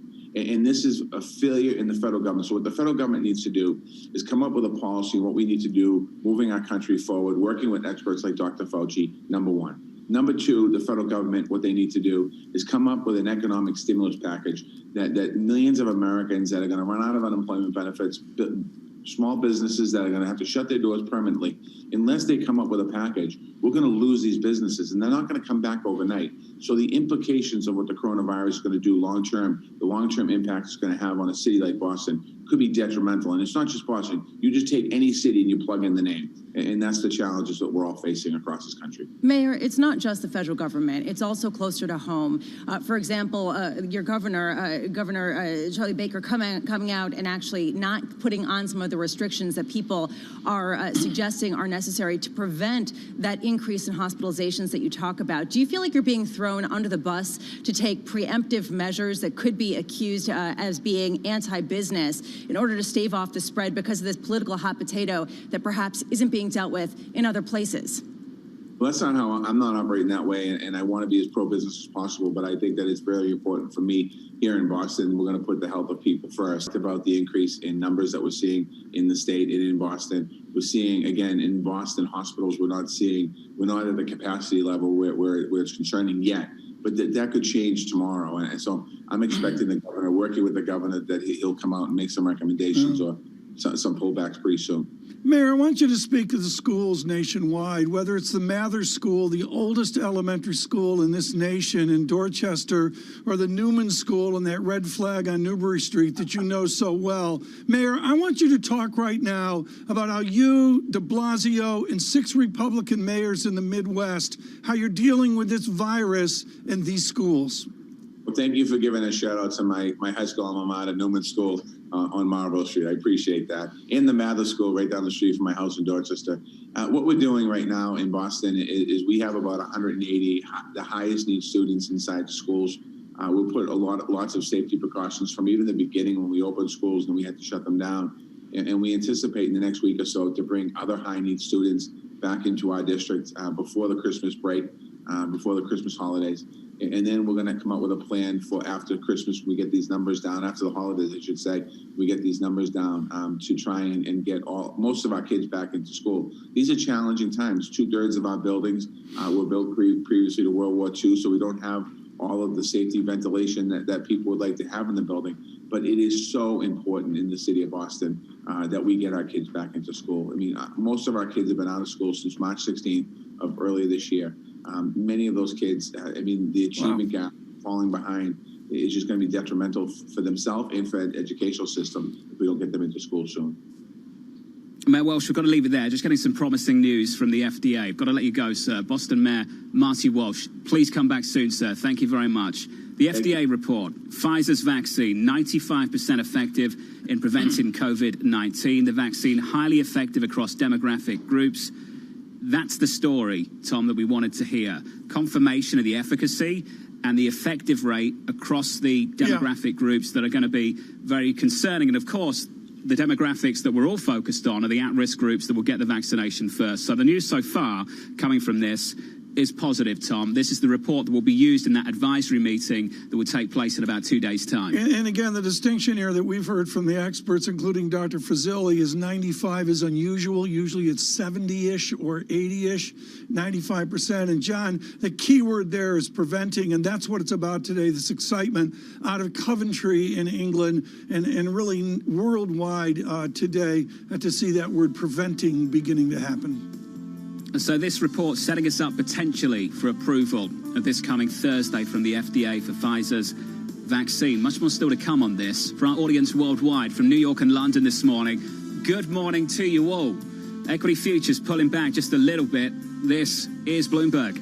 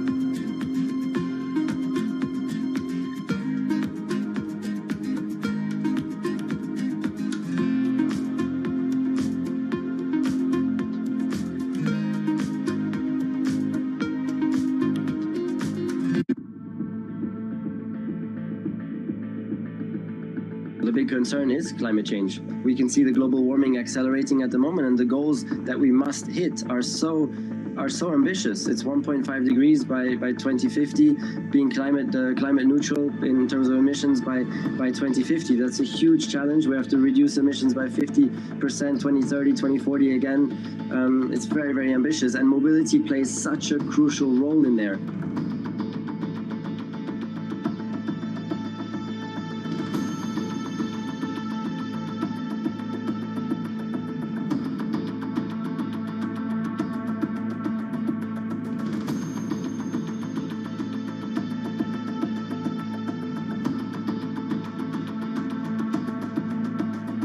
thing is to do it in developed countries. I think we're going to get there by 2030, but then the rest of the world, and that's just as important. If you look at developing countries, emerging countries, that's where probably the biggest challenge we are going to face, to also deploy EVs there and make mobility greener in those countries.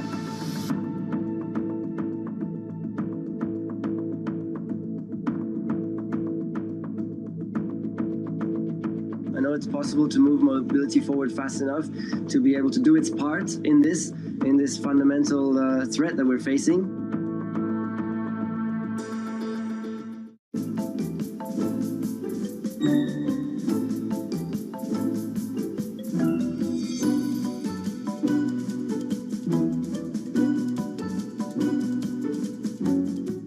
When you call somebody, any head of state in the world, how hard is it for you to get anybody on the phone? I assume not too hard. I would say it's not too hard, but sometimes it takes a week.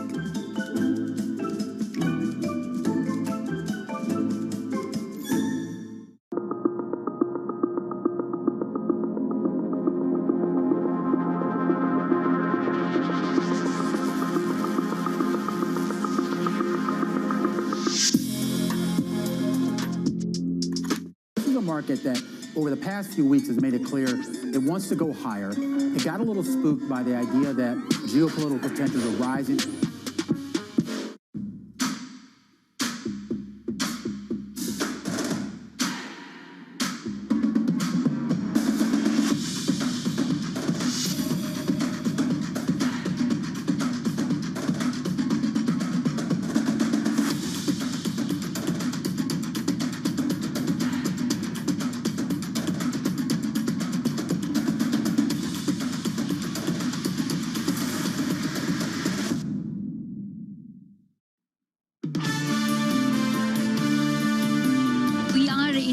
very serious reach for yield environment. The tea leaves have never been harder to read. People are at as stretched as they can be almost. The vaccine itself represents an enormous stimulus. I worry that markets are getting ahead of the politics. What monetary policy can do, most importantly, is to support fiscal policy. This is Bloomberg Surveillance with Tom Keene, Jonathan Farrow, and Lisa Abramowitz.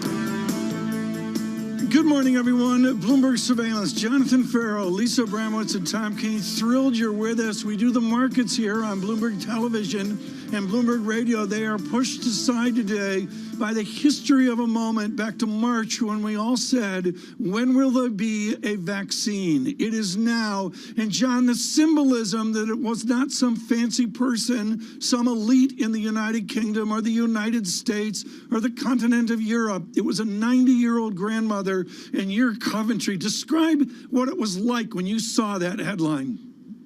Oh, it's a wonderful thing. The first vaccination taking place in the United Kingdom and the first step in a massive effort that's about to take place in the months to come, not just in the UK, but potentially in the United States as well. This headline crossed on the Bloomberg in the last 5 minutes or so. This from a report from the FDA that will be used at the advisory meeting that will take place in 2 days' time. The Pfizer vaccine was found to be safe. No concerns that would prevent emergency use authorization. So we had the recommendation for approval in the UK.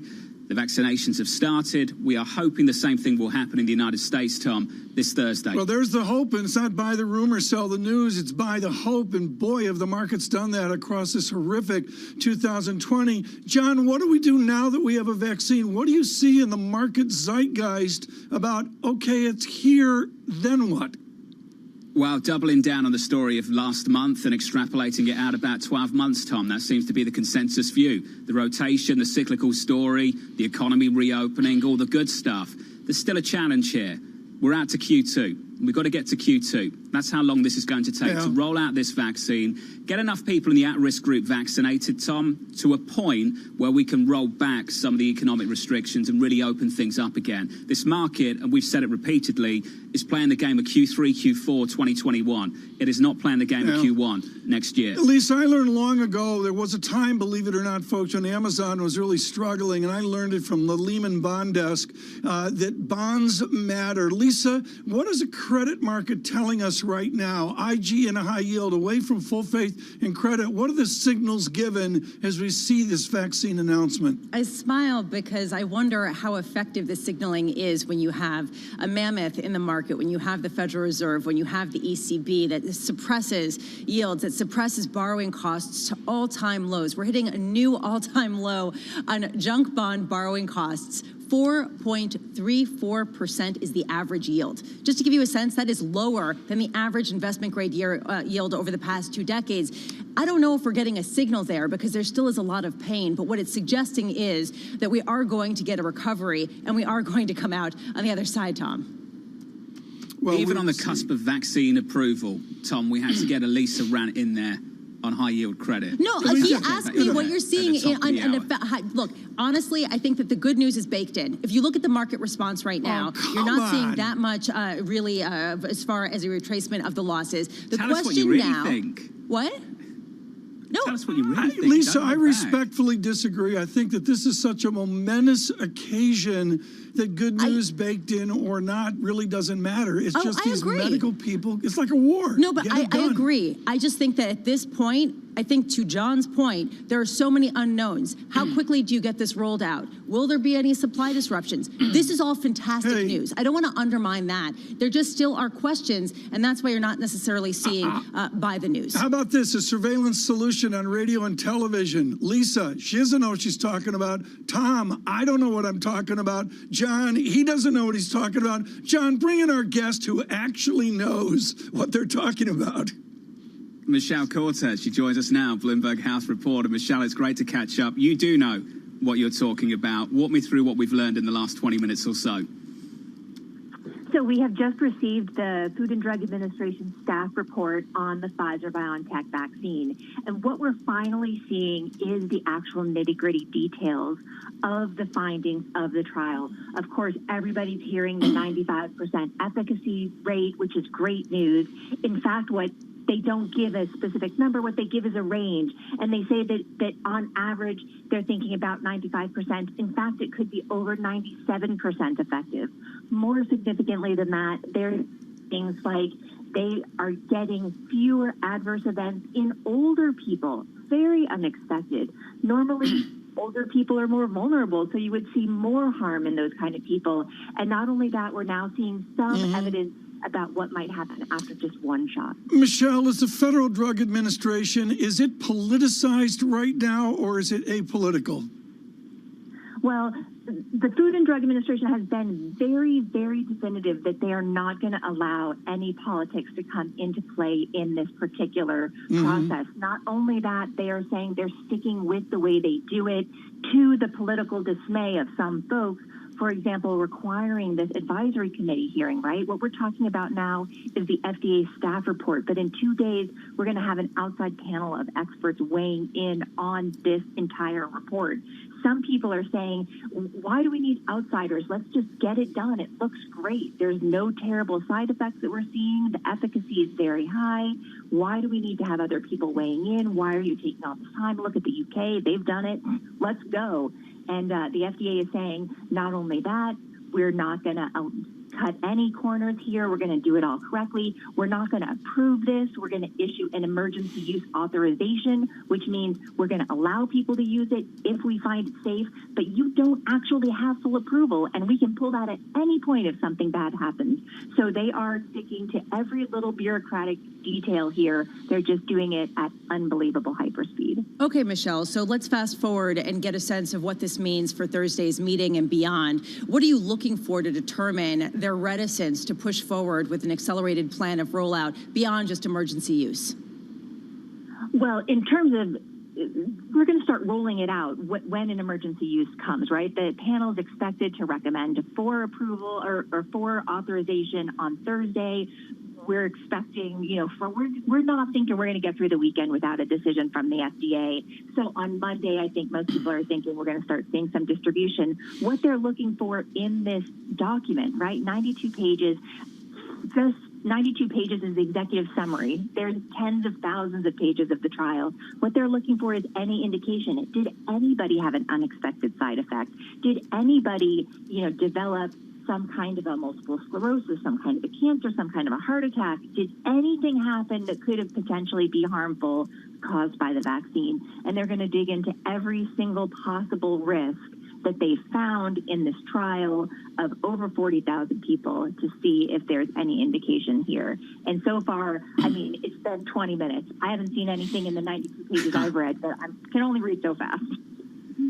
Well, Michelle, if you get it complete, if you complete the reading soon, please come back and fill us in if there's any gaps. Michelle Cortez there of Bloomberg on the latest from the FDA, Tom, as it looks like, I stress looks like, we might get that approval a little bit later this week. We'll have to see. I mean, it's just, what's the timeline here of an always more safer United States? That's been the history and the heritage. Right now in the markets, we've really focused here so much on this headline news on the vaccine. Let's get to the markets, and maybe that folds into the vaccine. Christopher Grisanti is with us with MAI Capital, always looking for growthiness amid the value landscape. Chris Grisanti, the Standard & Poor's 500, back to the great trend coming out of the financial crisis, is exactly one standard deviation up, up, up. Is the market extended? You know, I don't think so, Tom, and that might be a contrary opinion, but I think the market is clearly looking through what will be a very dark winter. I agree with Dr. Fauci. I think deaths will continue to rise, maybe double the amount that they are now. That means 2 9/11s every day going through January. So that's going to be a real tough period. But I think the vaccine is like D-Day, Tom. It makes victory inevitable, but there was still a lot of fighting afterwards, and it's still going to be tough. But then by spring, and Jonathan was saying, in the second quarter, I think the market is looking there. And I think the danger by the end of the year, frankly, is that the market gets too hot. We see rates start to rise. We see the Fed start to back away from its foot to the floor. Chris Grisanti, to me, the great lesson of this horrific 2020 is that corporations adapt and adjust, whether it's LVMH and Tiffany and that, luxury back and forth, or any of the other stories out there. Have you been surprised how corporations have adjusted to the realities? Definitely, Tom. And of course, that's a great sifting mechanism to judge, terrific management from mediocre. So those that have been able to adapt survive, and those that haven't, and we can put their names up, don't. So what we're looking for, but the funny thing is the attributes that made you survivable in 2020 are not the ones that are going to be winners in 2021. So that's what we're facing right now. That's where we're directing our research. Chris, the lesson of 2020, let's sit on that just for a moment. I don't think I'll ever forget sitting in that studio with you earlier this year when you turned around to the three of us and said, you guys are too downbeat. And it was February, and I think stocks were near all-time highs. A couple of months later, I think the three of us were right for about 5 minutes to be downbeat on the market, given what was happening around us. But it didn't last, Chris. And I just wonder the takeaway from that experience for you after spring, to keep that confidence in financial markets, despite the chaos, the ugly death toll in the United States and worldwide. It's funny, Jonathan.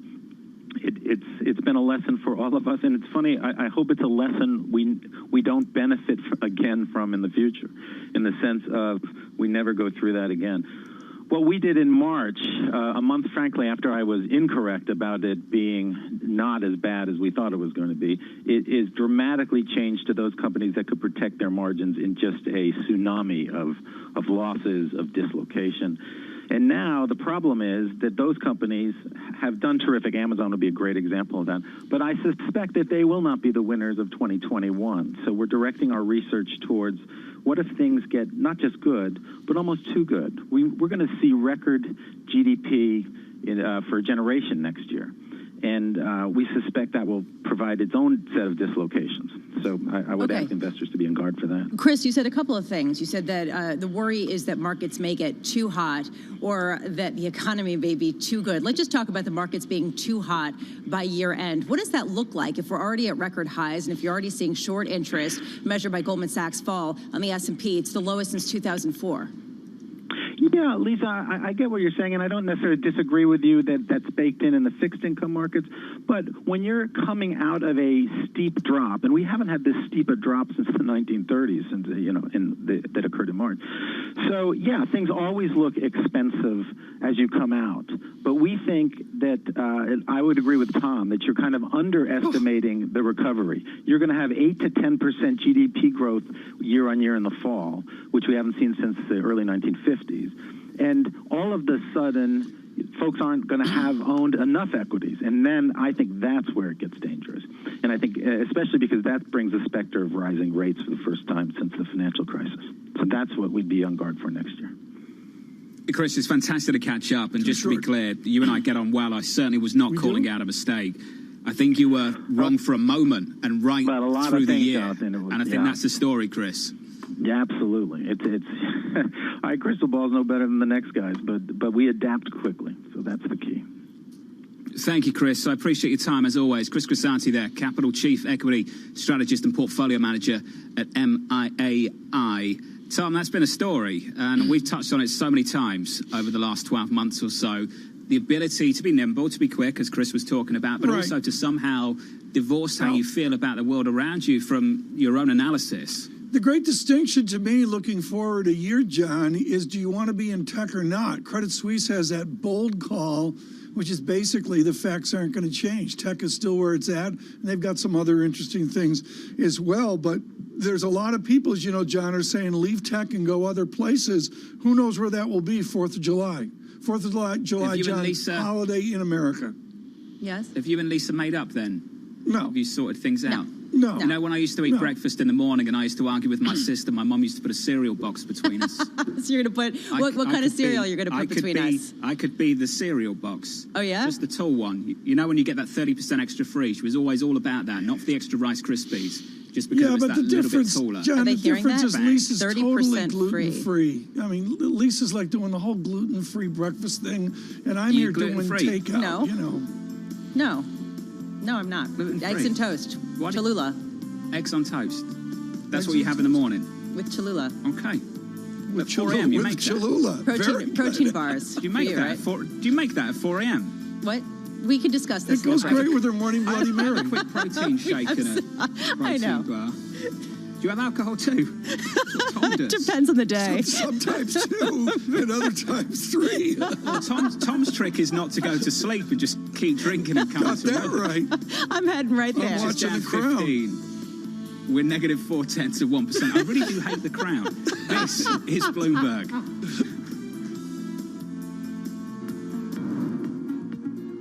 With the First Word News, I'm Rishika Gupta. It will be the biggest immunisation campaign in the history of the British National Health Service, and one the world is watching. A 90-year-old woman became the first person in the Western world to receive a coronavirus vaccine shot today. People over 80 were first in line for the vaccine from Pfizer and BioNTech.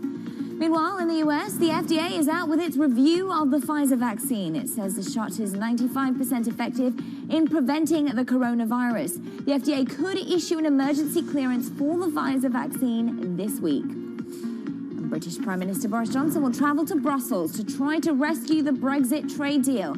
Johnson will meet with European Commission President Ursula von der Leyen. There are growing fears on both sides that negotiations may fail. Johnson and von der Leyen spoke last night, and both agreed a deal remains far off. And Tesla is going back to the capital markets for the 3rd time in 10 months. Elon Musk's electric car maker will sell as much as $5 billion of common stock. Shares are up almost 670% this year.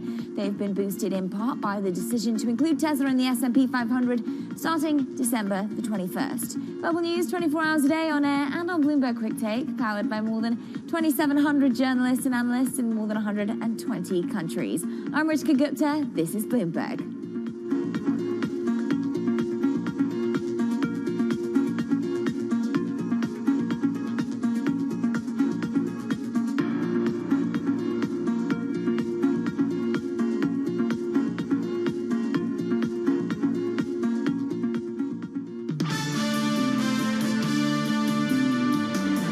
Great hope for worldwide distribution. I do believe the world, if fully understands that you can't solve this problem just in North America or South America or Europe or Asia. You need to solve it in Africa and Europe and every continent in order to bring this pandemic to an end. That was Michael Milken, the chairman of the Milken Institute, from New York and London this morning.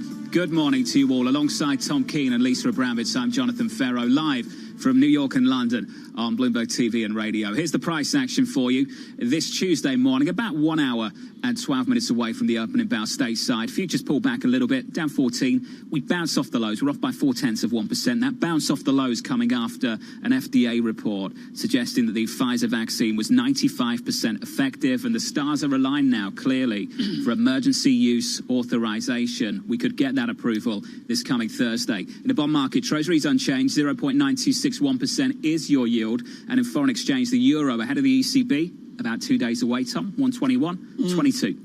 Any number of topics to speak of Washington, John and Lisa. Right now, Leslie Vinja-Murray joins us from Chatham House with a very smart outlook from London on American politics. Leslie, we're at the point in every new administration where all their supporters figure out there's X number of slots and way more than X number of people that want those slots.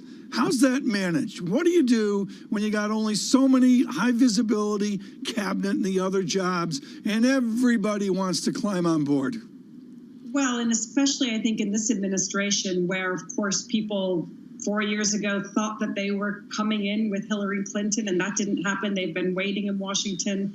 And of course, there's certainly a lot of, moderate Republicans that wouldn't work for Donald Trump that probably would like it. It doesn't look like that's happening. But what we are seeing is, those decisions being made. We heard the announcements earlier in the week about the economic team. Now it's rumored that we are seeing the Secretary of Defense nominee coming soon, Lloyd Austin, who would be the first African-American Secretary of Defense. Remember, Tom, that 43% of America's active duty troops are people of color, and so that would be symbolically very important. And as Biden's looking ahead, he's thinking about having experienced people. There are plenty of those on offer, but about balancing women and men and gender and race and all those very important dynamics that have been central to his campaign. You mentioned the president-elect looking ahead. Is his timeline different in a first term because of his age, because of the pieces that it's perceived he's picking up from President Trump? Is his first year the honeymoon, and then after the first year, is that timeline unique? I don't think, usually we think about the first year, certainly the first 100 days being a honeymoon period. I don't think that we can even conceive of American politics in the same way anymore. There have been 4 years of a lot of disruption, a lot of dysfunctionality, and now we're looking at the tragedy of more than 2,000 Americans dying every single day, the virus not under control, the need for an economic recovery, this very significant question of when the vaccinations will be rolled out. So there's no honeymoon period for the Biden team. I think they're moving ahead very quickly. As you know, the Democrats and the Republicans remain in campaign mode because those January 5th elections in Georgia will determine who controls the Senate, and that will be absolutely crucial to Biden's ability to govern. So I think it's really moving ahead very quickly, not only with the appointments, but also with beginning to get the agenda up and running. And I think we will expect a number of very significant announcements on that January 20th, President Biden taking the U.S. Back into Paris, back into the WHO, possibly back into the Iran deal. And then there's a big question, of course, of how he manages the U.S.-China confrontation. And that's something that he has a lot of bipartisan support behind, being very tough. And if Congress is if the Senate is not in his hands, I think China will be the foil for perhaps getting a lot of domestic legislation through on the basis of the need that America needs to invest in its domestic economy to make it competitive. So, Leslie, let's be clear about this. This sounds very familiar. Sounds like what we've experienced over the last few years. Do you see a big difference between the approach of this administration and the next administration on the issue of China? Absolutely. I mean, you're right that people want to be tough on China. More than 70% of Americans have an unfavorable view towards China. Nobody wants to go back to free and open trade and thinking that China is going to change But I think we will see a different approach. We're going to see a tougher approach. We're going to see a Biden administration that is going to push far beyond tariffs on structural reforms, on market access, on questions of IP and technology transfer, all those things that we've been hearing about but not seeing a lot of movement on. And of course, as we've seen with those appointments of Tony Blinken and Jake Sullivan, these are people who care a lot about the democracy question, the values question. Blinken talks about techno-democracies and techno-autocracies. And so that question of technology and the standards and rights and norms that surround the use and exchange of technology is going to be really one of the key items that I think that the Biden team is going to take on over the next 4 years, but even in the first year. Leslie, great to catch up. We appreciate your time, and I'm sorry it's short. Leslie Vinja-Murray there, Chatham House head of US and America's program. Headline crossed on Bloomberg a couple of moments ago. The United Kingdom to withdraw the Brexit law-breaking clauses in the government bill. I'll translate that to some digestible English for you, for those of you that haven't followed this story over the last several months. There was a bill going through Parliament that broke international law.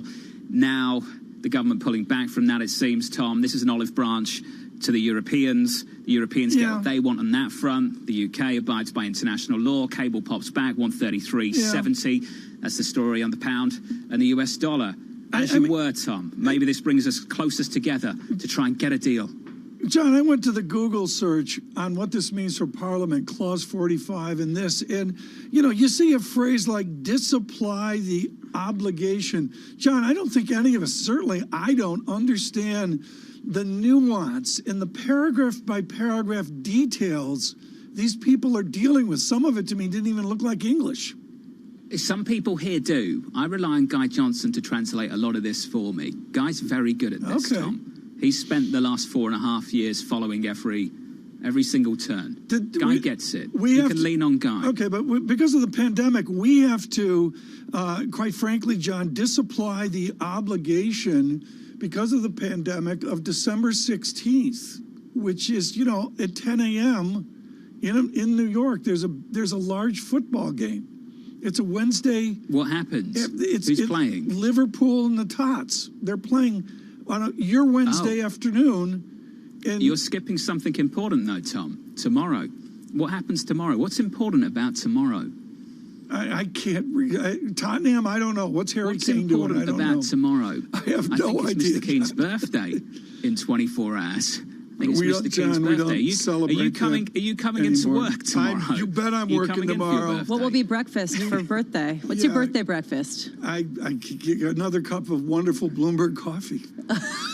Is that what you're having? Coffee. I am right now, which is better than Lisa's Bloody Mary that she had with her eggs and toast. What are we doing? Gone full existential. Sterling positive. Happy 2020. I'm in awe of Guy Johnson. 133.70. We should all just cover a different story simultaneously. That's what we do. It works. It's entertaining. Lisa credit. Tom on something political that none of us quite understand, and just talk over each other. That's the pitch. They haven't signed off on it yet. They keep letting it happen every day. I don't know if that's tacit approval. This is Bloomberg.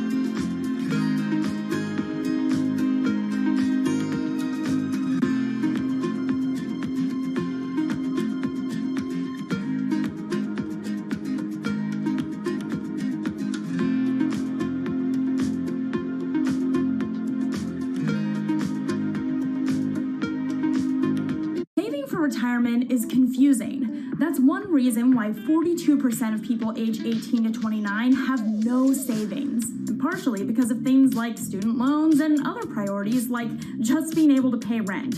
But if you do have the means to save it all, here are some ways to get started. First, there's the one everyone thinks about, which is your 401k. This is a savings account that lowers your taxable income because you don't have to pay taxes on the money you contribute. The downside is that when you take that money out, you have to pay taxes based on the income bracket you're in at retirement age. But there's one major benefit to your 401k. Employers often offer contribution matching, which means essentially you're getting free money. Another option is the Roth IRA. With this, you pay taxes now on the money you put in. This gives you a savings account you can withdraw money from at retirement without having to pay taxes on the money you take out. You can only put $6,000 a year into a Roth. This is also a great option because with a traditional 401k, you may have to pay a penalty if you have to cash that money. As you can see, position closed on euro at 121.217.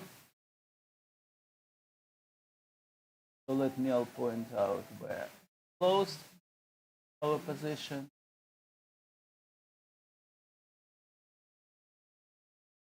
Yep.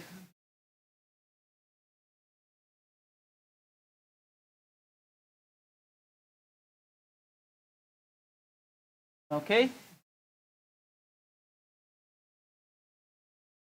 Those things. Everything you need to know about our changing environment, the politics of global warming. We can and we will deal with climate change. In the fight against climate change, Bloomberg Green has you covered.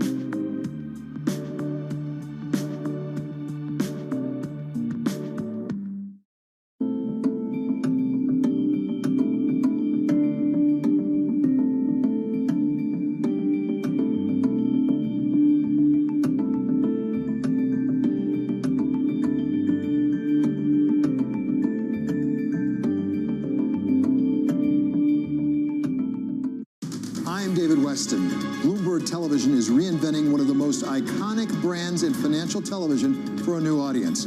Join me to see the news program for the clever investor. This is Bloomberg Wall Street Week.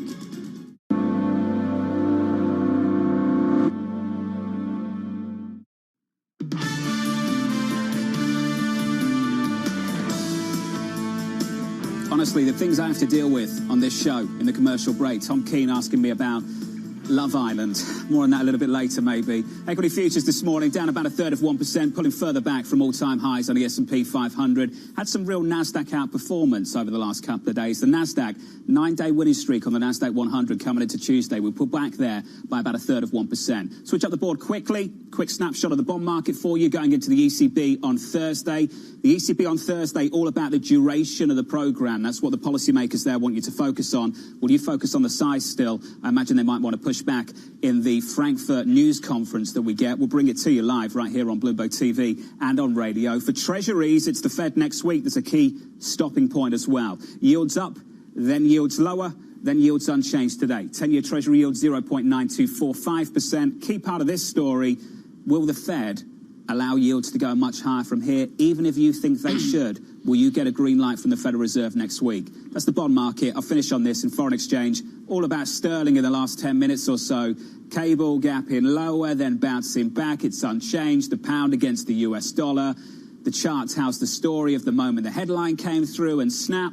133.64. Bit of an olive branch coming from the British government in the last couple of minutes, Tom. Maybe setting us up for a better ambience, better mood music. Ambience. To have that conversation over striking a deal over a candlelit dinner in Brussels between von der Leyen and Prime Minister Boris Johnson. I can see that. I know renminbi out to new strength as well, and we'll see where that goes. John, speaking of candlelit dinner, it's your opportunity, Love Island. I know they're casting into January, so you and the next Amber Gill. I mean, I can see it coming on. I mean, you know, I've been going to the gym just to stay in shape so I can get on Love Island and quit this show and retire, become an influencer, sell male makeup.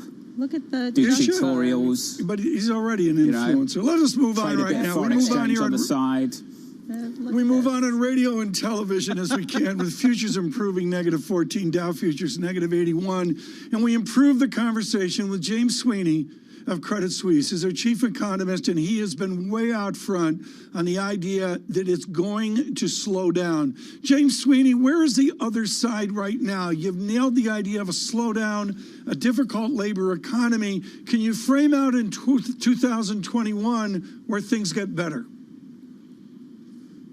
Sure. I think things get better in Q2, maybe towards the end of Q1. In industrial production terms, we've had a big swing.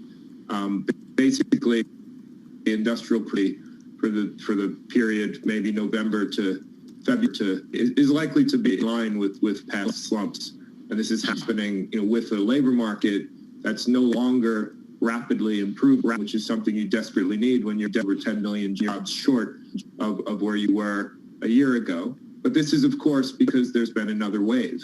So, and the lack of stimulus, and they're not helped, and the deterioration in disposable income for households has been a major problem. These problems should start to go away. A bit of disruption on the line there with James Sweeney at Credit Suisse. James, what we're going to do, because we've got enough time to do this, we have about 10 minutes left in this segment. We'll re-establish the connection with you. Hopefully we can get you on the phone and get a cleaner line and pick things up where we left things off. I think this is a story at the moment, Tom. It's not just about predicting what this economy looks like in the coming months. It's part of the economy that are in different places already. I'm going to talk about this with Emily Rowland of John Hancock a little bit later in the next hour on Bloomberg TV in my next property. I'm glad you mentioned that. That's the plug. Here's the key point. Housing at the moment, Tom, looks late cycle, doesn't it? Housing looks late cycle. The labour market looks early cycle. A lot of the different parts of the economy aren't aligned, and I don't think your one economic call is good enough right now. I think you've got to make different calls about where different parts of the economy will be. This is my final conversation with the late and giant Alan Meltzer of Carnegie Mellon, and he took my head off. I said, Professor Meltzer, I don't understand in this society how you can aggregate. And he was heated in his defense of aggregate statistical study. John, I think you're right. And in this pandemic, I don't understand how we can aggregate. I think the polarities here among American economic society, we've never seen this in our lifetimes. Well, I think, Tom, and I think this is a really important conversation. And Lisa, you and I have talked about this recently.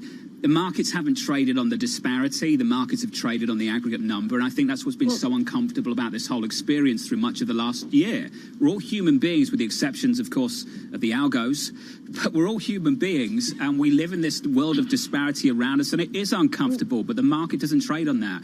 It's trading off the aggregate numbers. There's also this uncomfortable truth that actually some of the biggest companies are doing better as a result of this, right? The idea that the big are getting bigger, and they're going to benefit even as smaller individuals and companies do worse. And that is tricky. I mean, you might buy the disparities and the pain and understand it and see it, and these companies will still be doing really well, John. Well, another one that really gets me is the savings rate. Michael McKee's dropped by to catch up with us on this as well. Mike, it's great to catch up with you, sir. Our chief regulatory policy correspondent and all of the above on the economy as well. Mike, when it comes to the savings rate, we'll hear economists say repeatedly how high it is. In fact, market participants much more so. But who's got the money? I think that's the story. The disparity beneath the headline number, and that's been key to understand this economy for much of the last 12 months. Yeah, one of the things that's become very clear is that the idea of a K-shaped recovery is true. The folks up at Harvard, there's a project up there that tracks alternative indicators, and basically they're showing that pay rates and job retention rates, shall we say, show that the people in the upper income levels have basically cruised through the virus now and are sort of back to normal.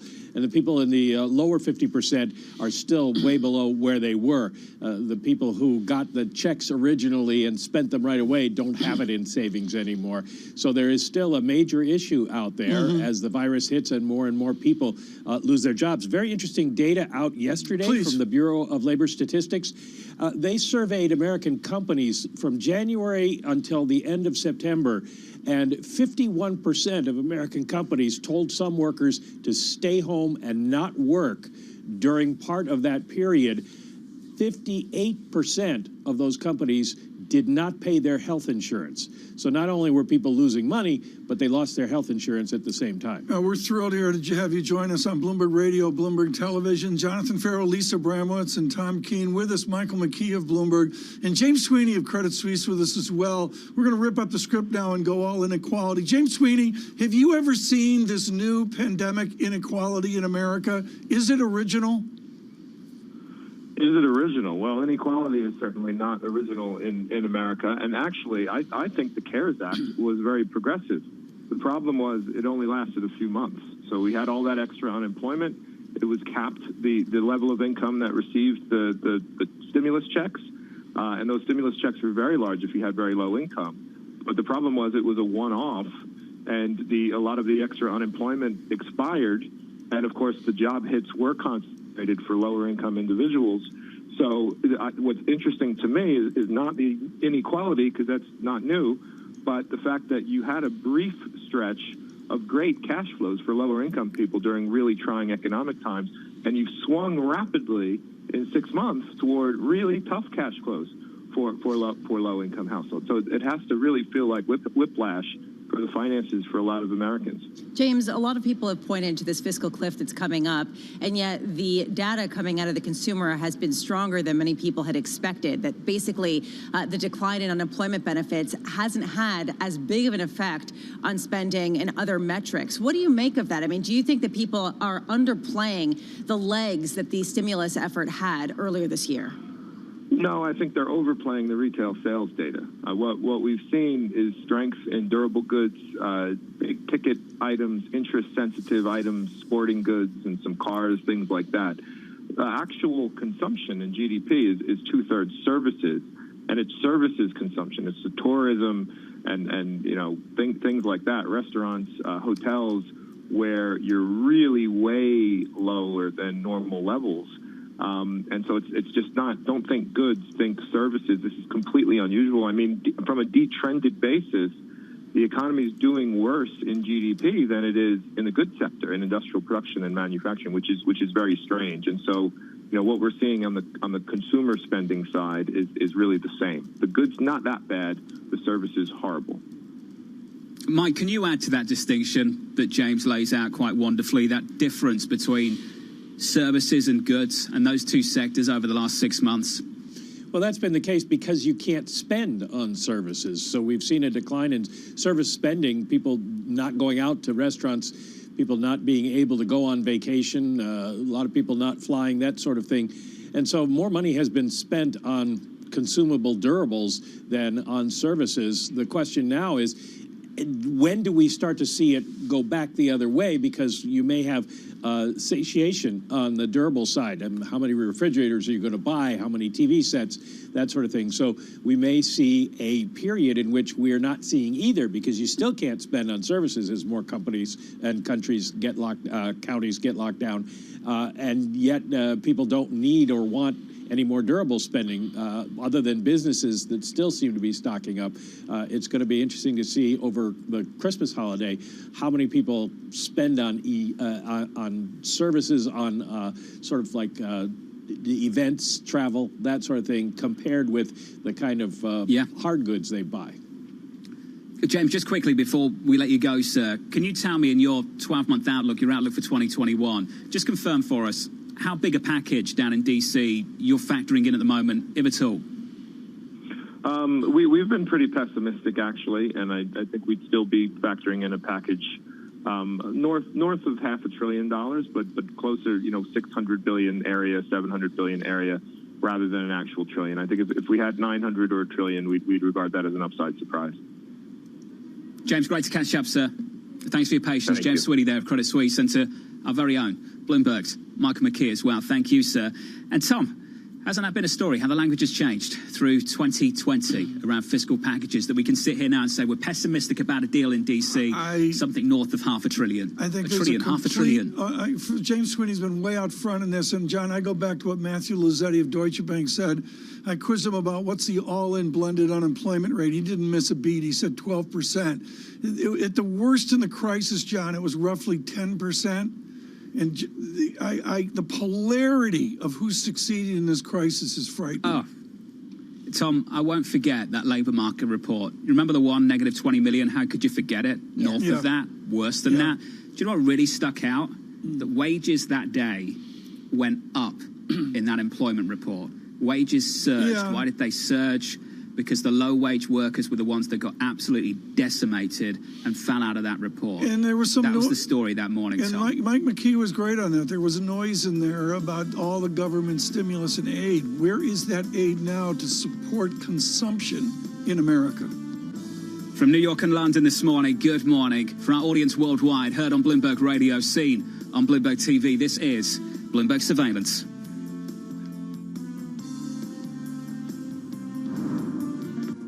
With the First Word News, I'm Ritika Gupta. A 90-year-old woman was first in line today when the UK became the first country in the West to offer coronavirus vaccinations.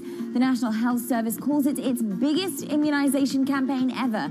Prime Minister Boris Johnson warns that mass vaccinations, though, will take time. The US is now averaging about as many deaths from coronavirus as it did back during the April peak. The 7-day average of reported fatalities went over 2,200 on Sunday. It's likely that reported fatalities will increase even further. That's due to the lags between infections, deaths, and when the deaths are disclosed. For the first time ever, an African-American will be nominated to run the Pentagon. Bloomberg has learned that President-elect Biden will name retired Army General Lloyd Austin as Defense Secretary. Austin was the first black general to command U.S. troops in the Middle East. Global news 24 hours a day on air and on Bloomberg Quick Take, powered by more than 2,700 journalists and analysts in more than 120 countries. I'm Ritika Gupta. This is Bloomberg.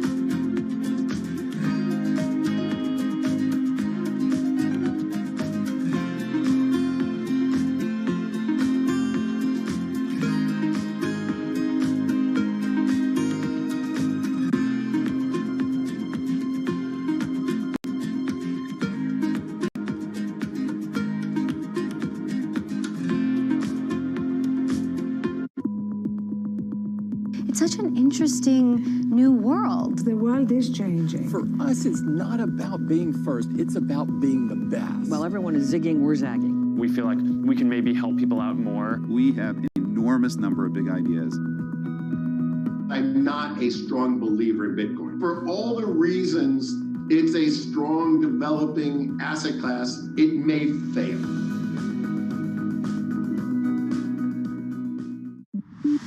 We have some good news in terms of vaccines and a chance to overcome the health crisis, but we are not there yet. We need the fiscal stimulus, and we need it relatively quickly, because I can see where the second wave's coming.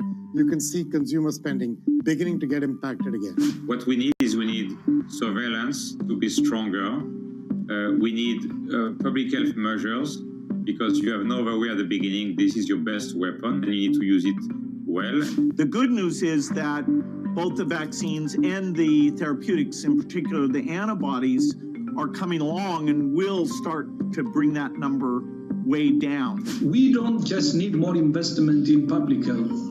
We must also rethink how we value health. I do believe a targeted fiscal stimulus is going to be in order to really begin a more equalized economy. It's really a reminder, isn't it, just how sensitive the markets are to any commentary about trade. We did see some pressure on the yuan, we did see some pressure on the futures. That is now being reversed.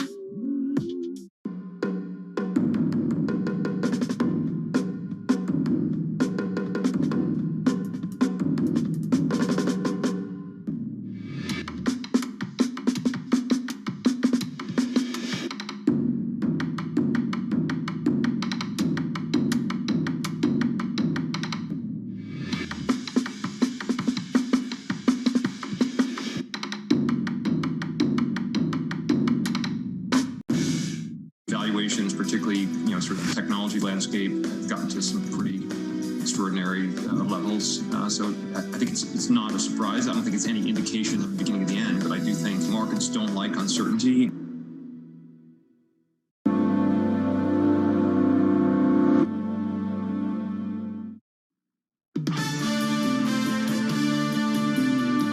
The big lesson is liquidity.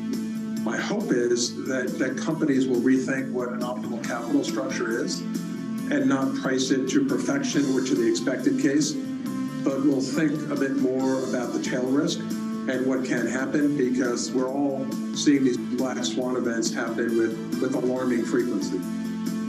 The lessons of 2020 with Paul Taubman there, the PJT Partners Chairman, CEO and founder. From New York and London this morning, good morning, alongside Tom Keene and Lisa Abramowitz. I'm Jonathan Ferro, live on Bloomberg TV and radio. Coming up in about 15 minutes' time on Bloomberg Television, we'll catch up with Emily Rowland, the Chief Investment Strategist over at John Hancock Investment. On the disparity in the economy, Tom, late cycle for housing, early cycle for the labour market. What does it mean for financial markets next year and beyond? It'll be interesting. One of the themes we've looked at through the day as well, and of course on this historic day, a vaccine has been administered again to a 90-year-old grandmother in Coventry, England. Truly a mark for 2020. Right now, to look forward, Barry Ritholtz joins us. He has a podcast, Masters in Business. It is hugely successful. He manages real money. It's called Ritholtz Wealth Management. And Barry, that's where I want to start right now, looking into next year. Bloomberg has a spectacular article out today looking at ever lower fees for the asset management business. And the news is even the low fee people like Vanguard as well have lower fees. How low can the fees go? Well, in some areas they're free, but with the caveat that there is no free lunch and free comes with a cost. As we've seen with Robinhood traders and others, there really is no such thing as free. You're either paying a float or perhaps not getting the greatest execution, or just removing the friction of a commission forces or allows a whole lot more trading, and that tends not to be a great outcome. But you're going to continue to see fee pressure on an ongoing basis and fees compress. Keep in mind, when we look at the Vanguards and the BlackRocks of the world, they're the fee leaders because their economies of scale are so immense, they could do things that other people just simply cannot compete with due to their sheer size. And so there are a lot of interesting niches developed. I don't want to say we're at peak passive index, but there's a lot of exploration of alternative types of investing where there isn't the same fee pressure. It's not a coincidence private equity is as popular, has become as popular as it is, because the fee pressure has not quite reached that space yet. Well, that's alternative investments, to use the marketing phrase. They've got maybe fees that are more opaque where you really can't see what's going on as well. What's your trend for 2021? You've got an industry going to scale where everybody's merging with everybody else. What's your vision for where we are a year from now, talking about 2022? Well, the lazy and easy forecast is more of the same. At a certain point, the fee compression is going to become more and more difficult to exact a few more basis points. It's like pressure in any sort of fixed container. At a certain point, you can only compress it so far, and we'll eventually hit that point. The interesting thing is, to the average investor, back when mutual funds were charging 2% with a 4% surrender fee, that made a huge difference compounded over 20 or 30 years. But let's be honest, what's the difference between 7 basis points and 9 basis points over the long haul? That turns out to be pretty much a rounding error.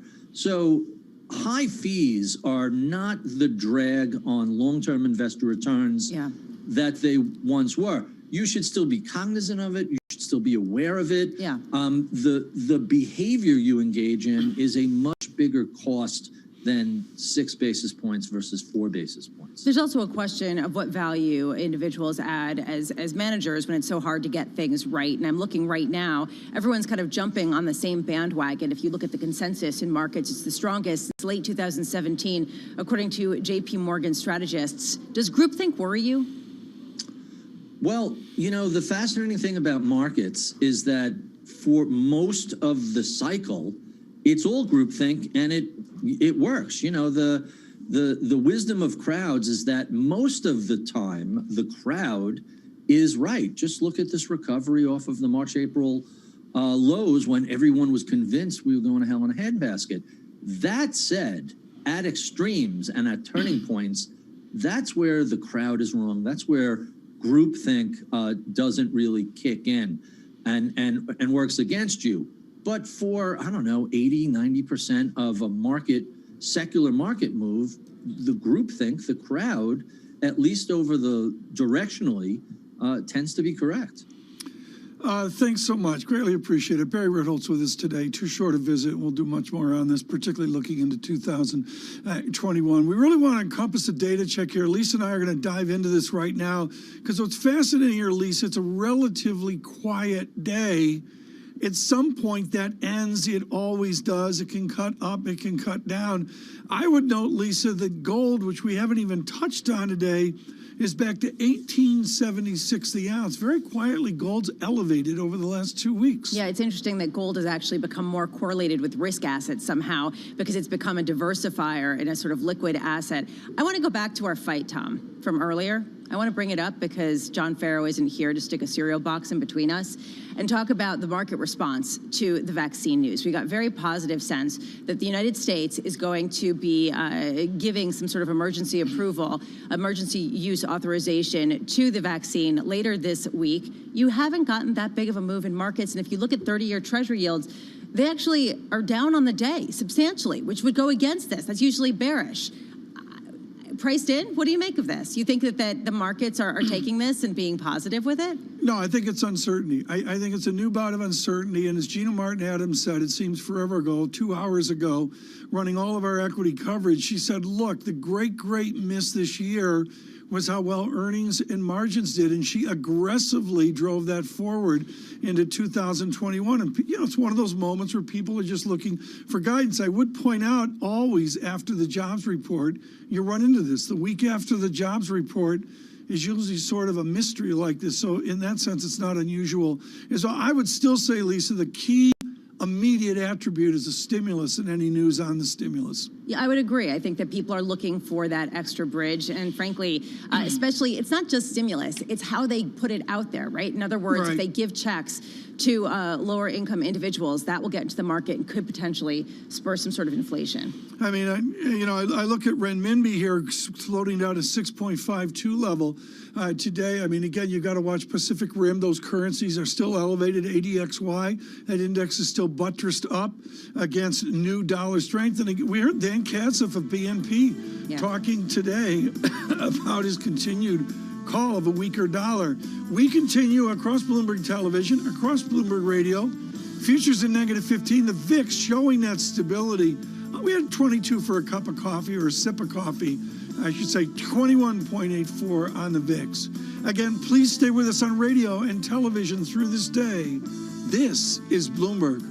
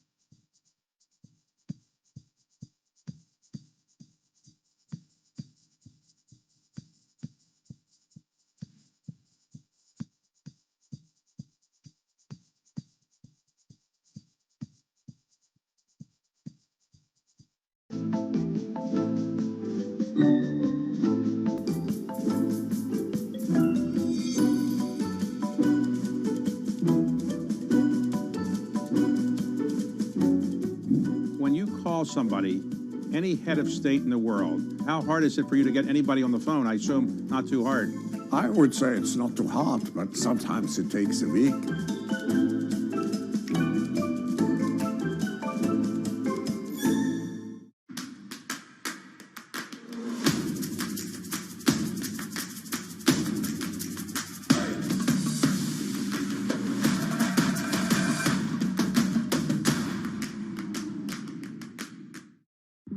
It is possible we could have negative growth if this resurgence gets bad enough and mobility falls off enough. We knew that things were going to slow down after the bounce back in the third quarter, and you're seeing that in the data now. We're going to be well into 2021 before there's some sort of equilibrium that we achieve.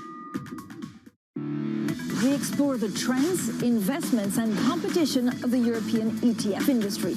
Join us on Bloomberg ETF IQ Europe.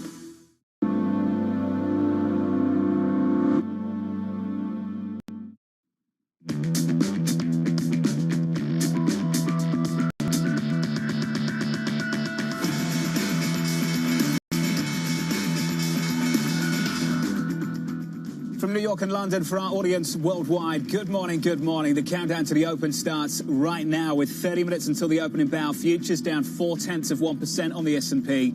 We begin with the big issue, the virus versus the vaccine. The tug of war continuing. A new report from the FDA staff calling the Pfizer vaccine highly effective and clearing the way for potential emergency use authorization. This as record infections sweep across the country, with experts urging Americans to remain diligent for the holidays. Without substantial mitigation, the middle of January can be a really dark time for us. By the time we get into the core of the summer and get to the end of the summer and into the start of the third quarter of 2021, we'll be in good shape. That's what I'm hoping for. Hope coming in the form of a vaccine, with a huge week already underway. President Donald Trump hosting a summit from the White House this afternoon, intending to build confidence in a vaccine ahead of the FDA's decision later this week. So now America waits for Thursday, awaiting a timeline for a potential vaccine and continuing to wait on Capitol Hill for another round of fiscal support, with prospects dimming once again. Drop the hostage taking and make law in the many places where we have common ground. Their strategy has been all or nothing. And so struggling Americans have, of course, gotten nothing. Our efforts to pass another emergency relief bill through the Senate have been stalled until now for one reason. The Republican leader has refused to compromise. Have we made any progress over the last 5 months? For more, Michael McKee, Bloomberg International economics and policy correspondent. Mike, I said earlier on, it sounds like the mood music has shifted, but the song, the lyrics, they remain the same. They remain the same down in Washington, John, and it is unfortunate because 192,000 more cases were diagnosed yesterday, 1,400 more deaths. The long, dark winter that they talked about is happening right now. However, you have to say a bright light is the progress on vaccines, historic speed in getting them approved. The U.S. a major step closer now to approving the first vaccines for use in this country. The Food and Drug Administration, as you noted, staff report on Pfizer's vaccine found it 95% effective against COVID-19 and effective across demographic groups, age, race, and gender. The staff report says the vaccine is safe and there is no reason it can't get an emergency use authorization. So as you pointed out, the FDA's outside panel will look at this data on Thursday, and if they approve, the FDA could approve this vaccine for emergency use that night, which means we could see the first vaccines, the first shots go out, the first jabs you were talking about earlier this morning on Friday or Saturday in the U.S. That's the good news. Now, the bad news is, I don't know if you've gone on the New York Times tracker to find out where you are in line to get a vaccine. If you're not in the first 100 million, you may be out of luck for a long while. Pfizer, whose vaccine is leading the race to be the first out there, said it tried to sell the U.S. extra vaccine in the fall, and the Trump administration turned them down. They've contracted to provide 100 million doses. Moderna, whose vaccine could be approved next week, also agreeing to sell 100 million doses. But everybody gets 2 doses, so that's only 100 million total people who will get it. And Pfizer says we may not get any more vaccine until June. So there could be a break there. U.S. officials say there are other companies they've made a contract with, but they may not get their vaccines approved in time. Two quick economic virus data points. U.S. small business optimism dropping last month, but CEOs at larger companies more optimistic on all this vaccine news.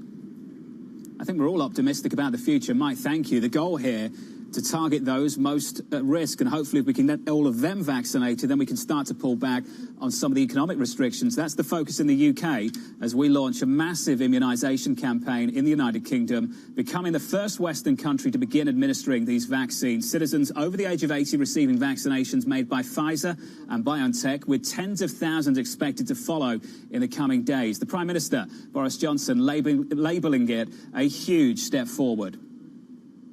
It's amazing to see the vaccine coming out. It's amazing to see this tremendous shot in the arm for the entire nation, but we can't afford to relax now.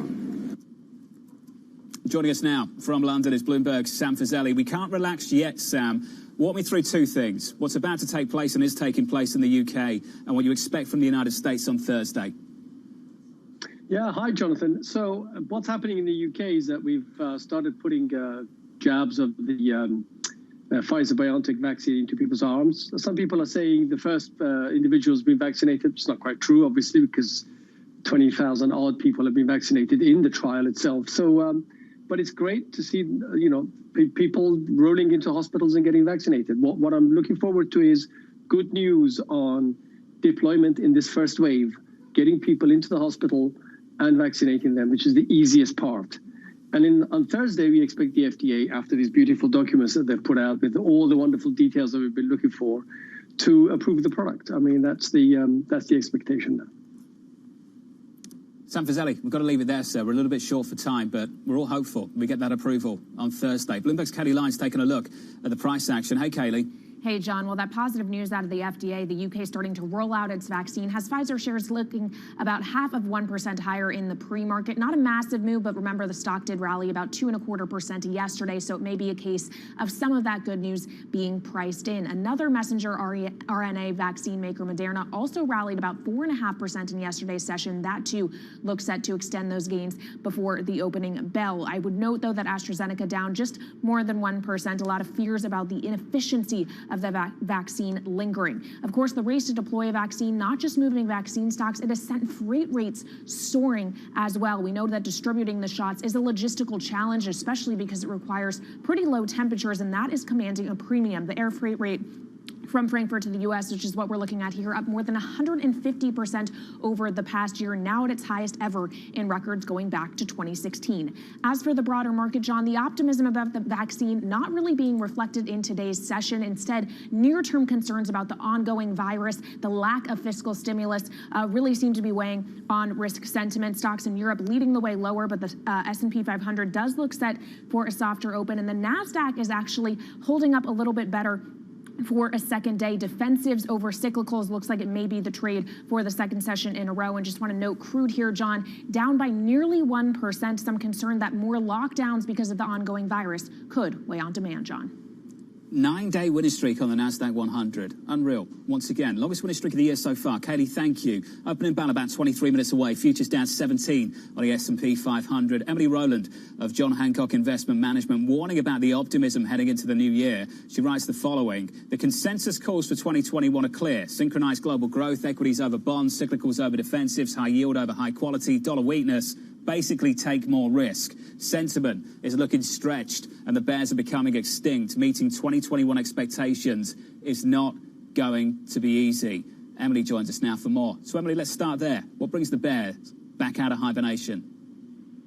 Yeah, John, I mean, I think 2021 is expecting a lot of us, and we just saw a huge amount of economic stimulus, probably like we'll never see again in our lifetimes. $2 to $3 trillion in fiscal stimulus. We added $3 trillion to the Fed's balance sheet, opened up these new corporate credit facilities that we've never seen before in history. And it's really been, quite remarkable. And it's unlikely that we're going to be able to repeat something like that again. The other issue that we see is that the prevailing narrative today is that demand just comes roaring back once you see this vaccine becoming widely available. And the challenge is that a lot of that demand's already been pulled forward. If you look at U.S. retail sales, they're up 4% from the prior peak. And as consumers, our behavior has really changed a lot as a result of the virus. You're not seeing people, of course, engage in services, but you are seeing people engage with goods. And as Mike McKee, I thought, aptly put it earlier, there may be a satiation in place here as far as, our purchases of goods. And can you really have it both ways? Can you see that surge in demand coming through again in 2021? It might be hard to do. Emily, one thing that you've touched on, and I touched on it earlier and pushed forward to this interview because I think it's so important. Keep hearing the word early cycle, but as you've indicated, housing doesn't feel early. The data doesn't look early. The labour market certainly does. That distinction there, Emily, you've identified it. What does it mean for your market calls? Yeah, in some ways it does feel like we're late cycle. We talked about retail sales and certainly the housing market, but in other ways, we're still emerging from the recession or maybe still in it. Initial jobless claims still coming in at 700,000 plus each week is a big challenge. And, we just saw the November jobs report indicating that we only added 245,000 in payrolls. It's going to take a really long time to emerge from the hole that we've dug as far as the employment market goes. So I think you said it well earlier when you said, it's a challenge to have just one economic call right now. And I think that's really what you're seeing in terms of this huge shift towards the narrative around the cyclicals and the economic reopening. There's going to be challenges. There's going to be bumpiness and unevenness here. And what that means is we're not willing to stop betting on quality. So we still want to own parts of the market with good return on equity, with strong balance sheets, with good earnings stability. And that's brought us to areas like technology and communication services. Those are going to remain overweights for us as we head into next year. But we do recognize that there is some meaningful catch-up potential here, on the value side. We want to be smart about how we engage with value. We're looking at areas like industrials, which are expected to show a nice earnings rebound. They don't need higher rates in order to show market leadership. We're looking at areas like healthcare that have a nice discount relative to the market right now, but we're not ready to load the boat yet on cyclicality. And frankly, we think the U.S. is a better way to play that than international equities today. There's some challenges there that will persist. Emily, maintaining the U.S. tilt. Great to catch up, as always. My best to you and the team. Fantastic over the year. Emily Rowland there of John Hancock. In this market right now, we're down 16 on the S&P 500, pulling a little bit further back from all-time highs. At a market desk with more, here's Abigail. John Kelly was just mentioning that we have some of the vaccine-related stocks popping, and that is true. Pfizer is higher, of course, on the positive news that their vaccine for COVID-19 is being rolled out today in the UK, plus indications that the FDA is likely to give emergency authorization for their vaccine here in the U.S. Later this week, Moderna climbing even more, up 2.9%. Interesting, though, John, travel and leisure, those stocks are down. We have United Airlines, other airlines, and Carnival down. It's not really a sell the news moment, but it does seem to be a pause the news moment. When there was anticipation of these vaccines being approved, these stocks were rallying in a big way. Not so much today. And that is true, too, for the cyclical trade, pausing for a second day in a row. Energy and the big banks are down on the day. ExxonMobil and Bank of America, you can see both down about 1%. On the other hand, Kaylee was also mentioning that defense is performing well today. Take a look at Apple, up about 0.75%, and Netflix, a true stay-at-home stock, up once again, up about 0.3%. It's going to be interesting to see what happens in this month of December if the cyclical trade starts to dampen, because we, of course, have seen cycles of it on and off this year, John. Abigail, thank you. Coming up on this program, progress on the vaccination front, very little progress on the stimulus negotiations. That conversation is up next with Brian Nick of Nuveen. For our audience worldwide, this is Bloomberg.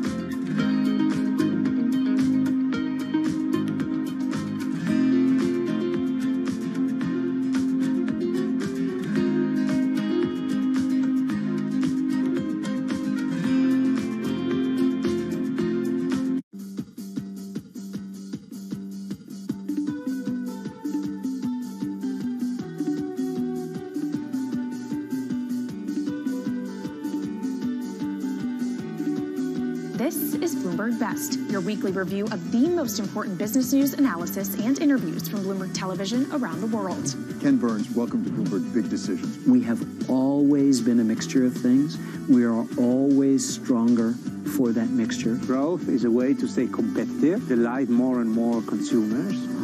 Are you worried that people won't take the vaccine? We remain concerned about vaccine hesitancy. What is one word of advice you'll take with you? Learn how to listen. And that is certainly something that has served me well. Ankiti, where do you go from here? It's a huge market. It's a huge opportunity. I want to go 100x from here. Our philosophy is to partner where we can and stand apart when we should. This is a market that over the past few weeks has made it clear it wants to go higher. It got a little spooked by the idea that geopolitical tensions are rising. Mercedes-Benz is on a path towards CO2 neutral mobility. So we have flicked the switch there, and really we're going to step by step electrify everything. And what does that mean? Combustion engines get electrified.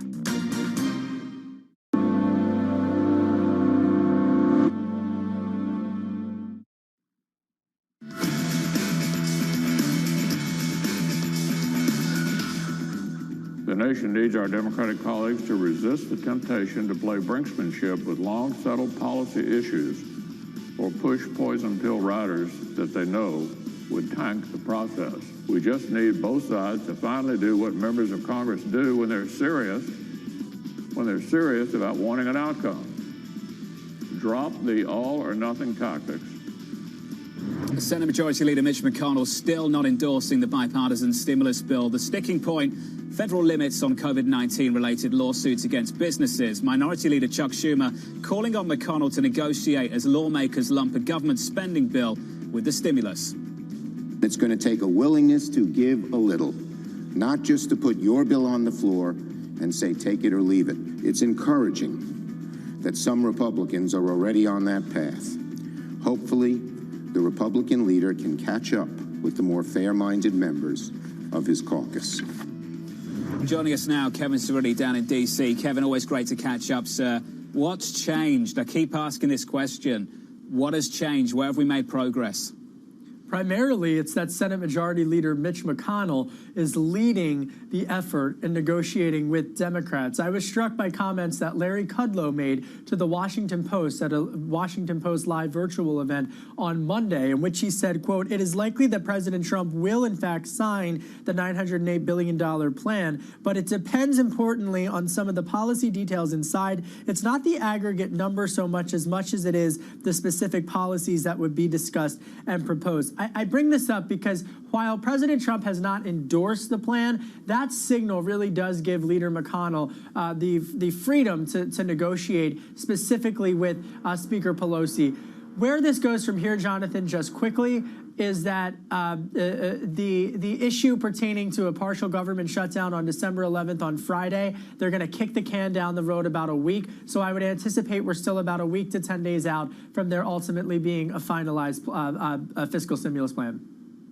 I'll keep my fingers crossed. Kevin, great to catch up, sir. Thank you. Thank you. Nuveen's Brian Nick warning about near-term risk to the markets. He writes the following.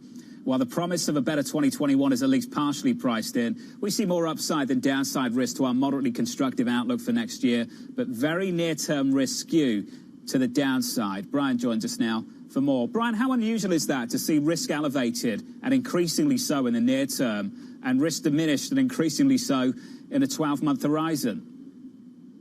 Yeah, I can't really think of another instance where we had at least this to the severity. We've had times where the government looked like it was going to shut down, where we kind of had a sense that it was going to reopen and things would get better. But this is, amped up to a much larger degree because we just published our 2021 outlook. We called it dark tunnel, bright light. We do think there is a bright light at the end of the tunnel. But right now, what we're most concerned about is economic erosion in the meantime, while we wait for everybody to be vaccinated. So it's not so much just the presence of the virus, which is admittedly, severely disrupting economic activity right now. It's also the degree to which the economy is going to get maybe a bit worse between now and when we achieve that exit strategy. So the markets, which have been really just paying attention to a lot of the good news we got in November on the vaccine front, the election producing a divided outcome that was a little bit more benign for policy risk.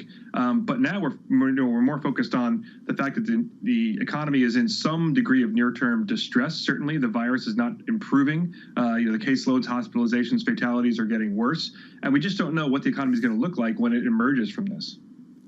The good news is vaccinations start today. And Brian, someone's mentioned before the parallel between now and tax cuts, and the story essentially being, because quite clearly it's not the same story, the story essentially being that for market participants, you price in the potential of a tax cut.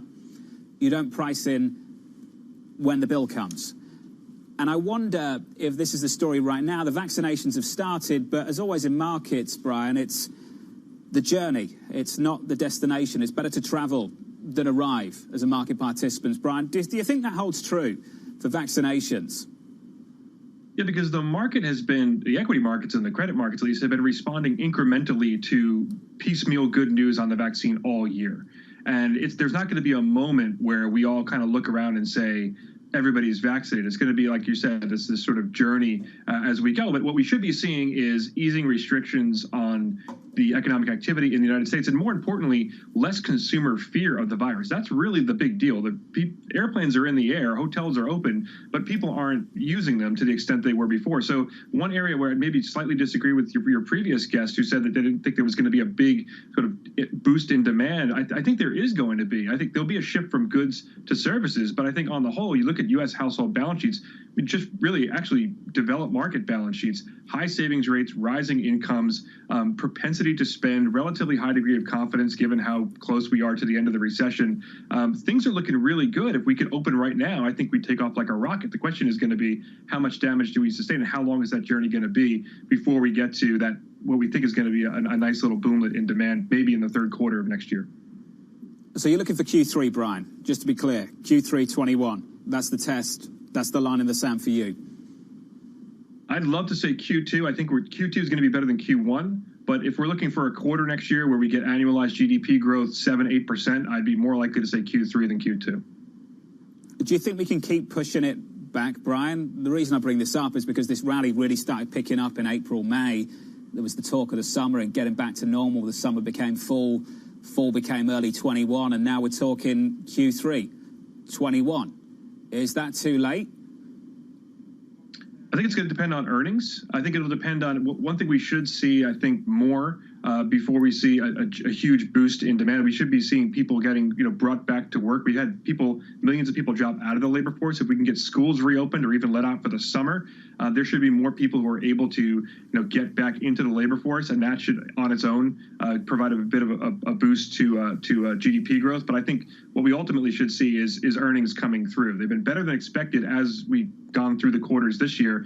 Next year, we're looking for an above consensus number 2. So that should be supportive of at least equity and credit markets next year. We also think we're going to get a bit of a rise in interest rates, but nothing that's going to shatter the market's confidence.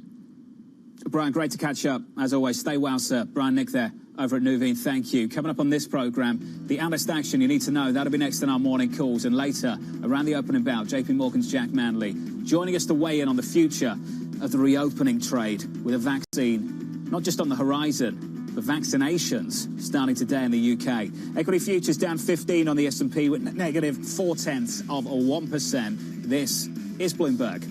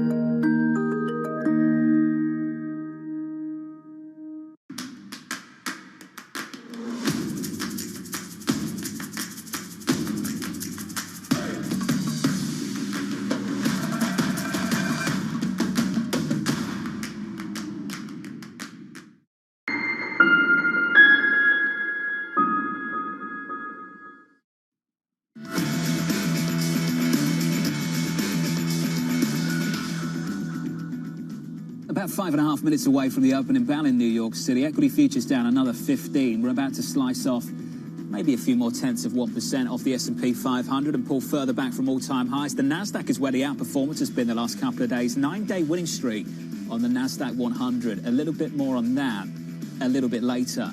Let's get you some morning calls. A look at some of the analyst recommendations on Wall Street this morning. First up, Wells Fargo downgrading Cody to underperform with a $5 price target. The analysts seeing more attractive alternatives within the sector following the stock's recent rally.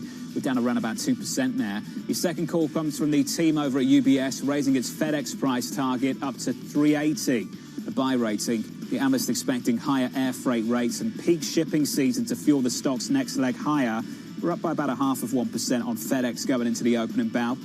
And your third and final call, it comes from Guggenheim, raising its Facebook price target to $3.65. A buy rating. The analyst citing a number of growth tailwinds, especially within the company's e-commerce platform. We edge higher there by a little more than 0.1%. That's three of the calls up next on this program. The IPO market heating up to close out the year. Airbnb and DoorDash getting ready to make their debuts this week. That conversation's still ahead with JP Morgan's Jack Manley. 4 minutes away from the cash open. The stage set up as follows this Tuesday morning. Good morning to you all. The runway is there for takeoff for the vaccinations and a vaccine approval from the FDA this coming Thursday. Futures negative, down 0.4% on the S&P and a pullback in Europe. The cash open in New York up next. This is Bloomberg.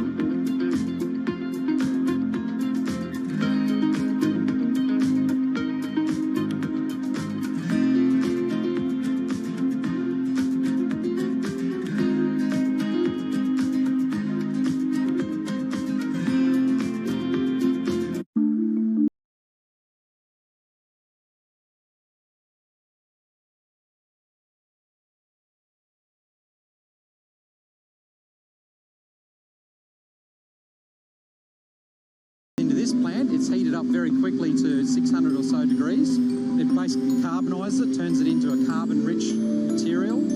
Obviously kills all of the pathogens.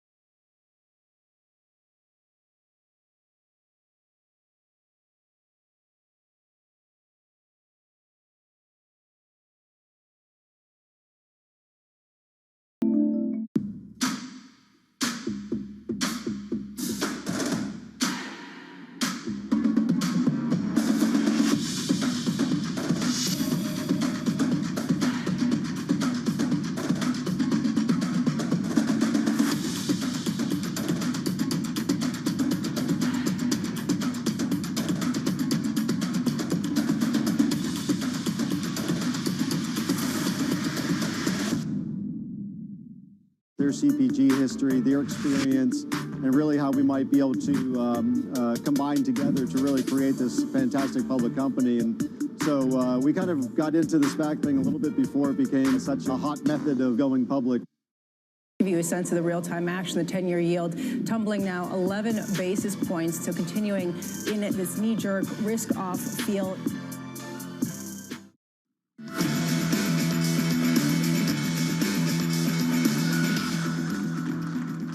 What a momentous occasion. The vaccinations begin in the UK. We hope to get approval for the same vaccine this Thursday in the United States. Going into that, futures, an equity market pulling further back from all-time highs. Equities down 14 on the S&P, down about 14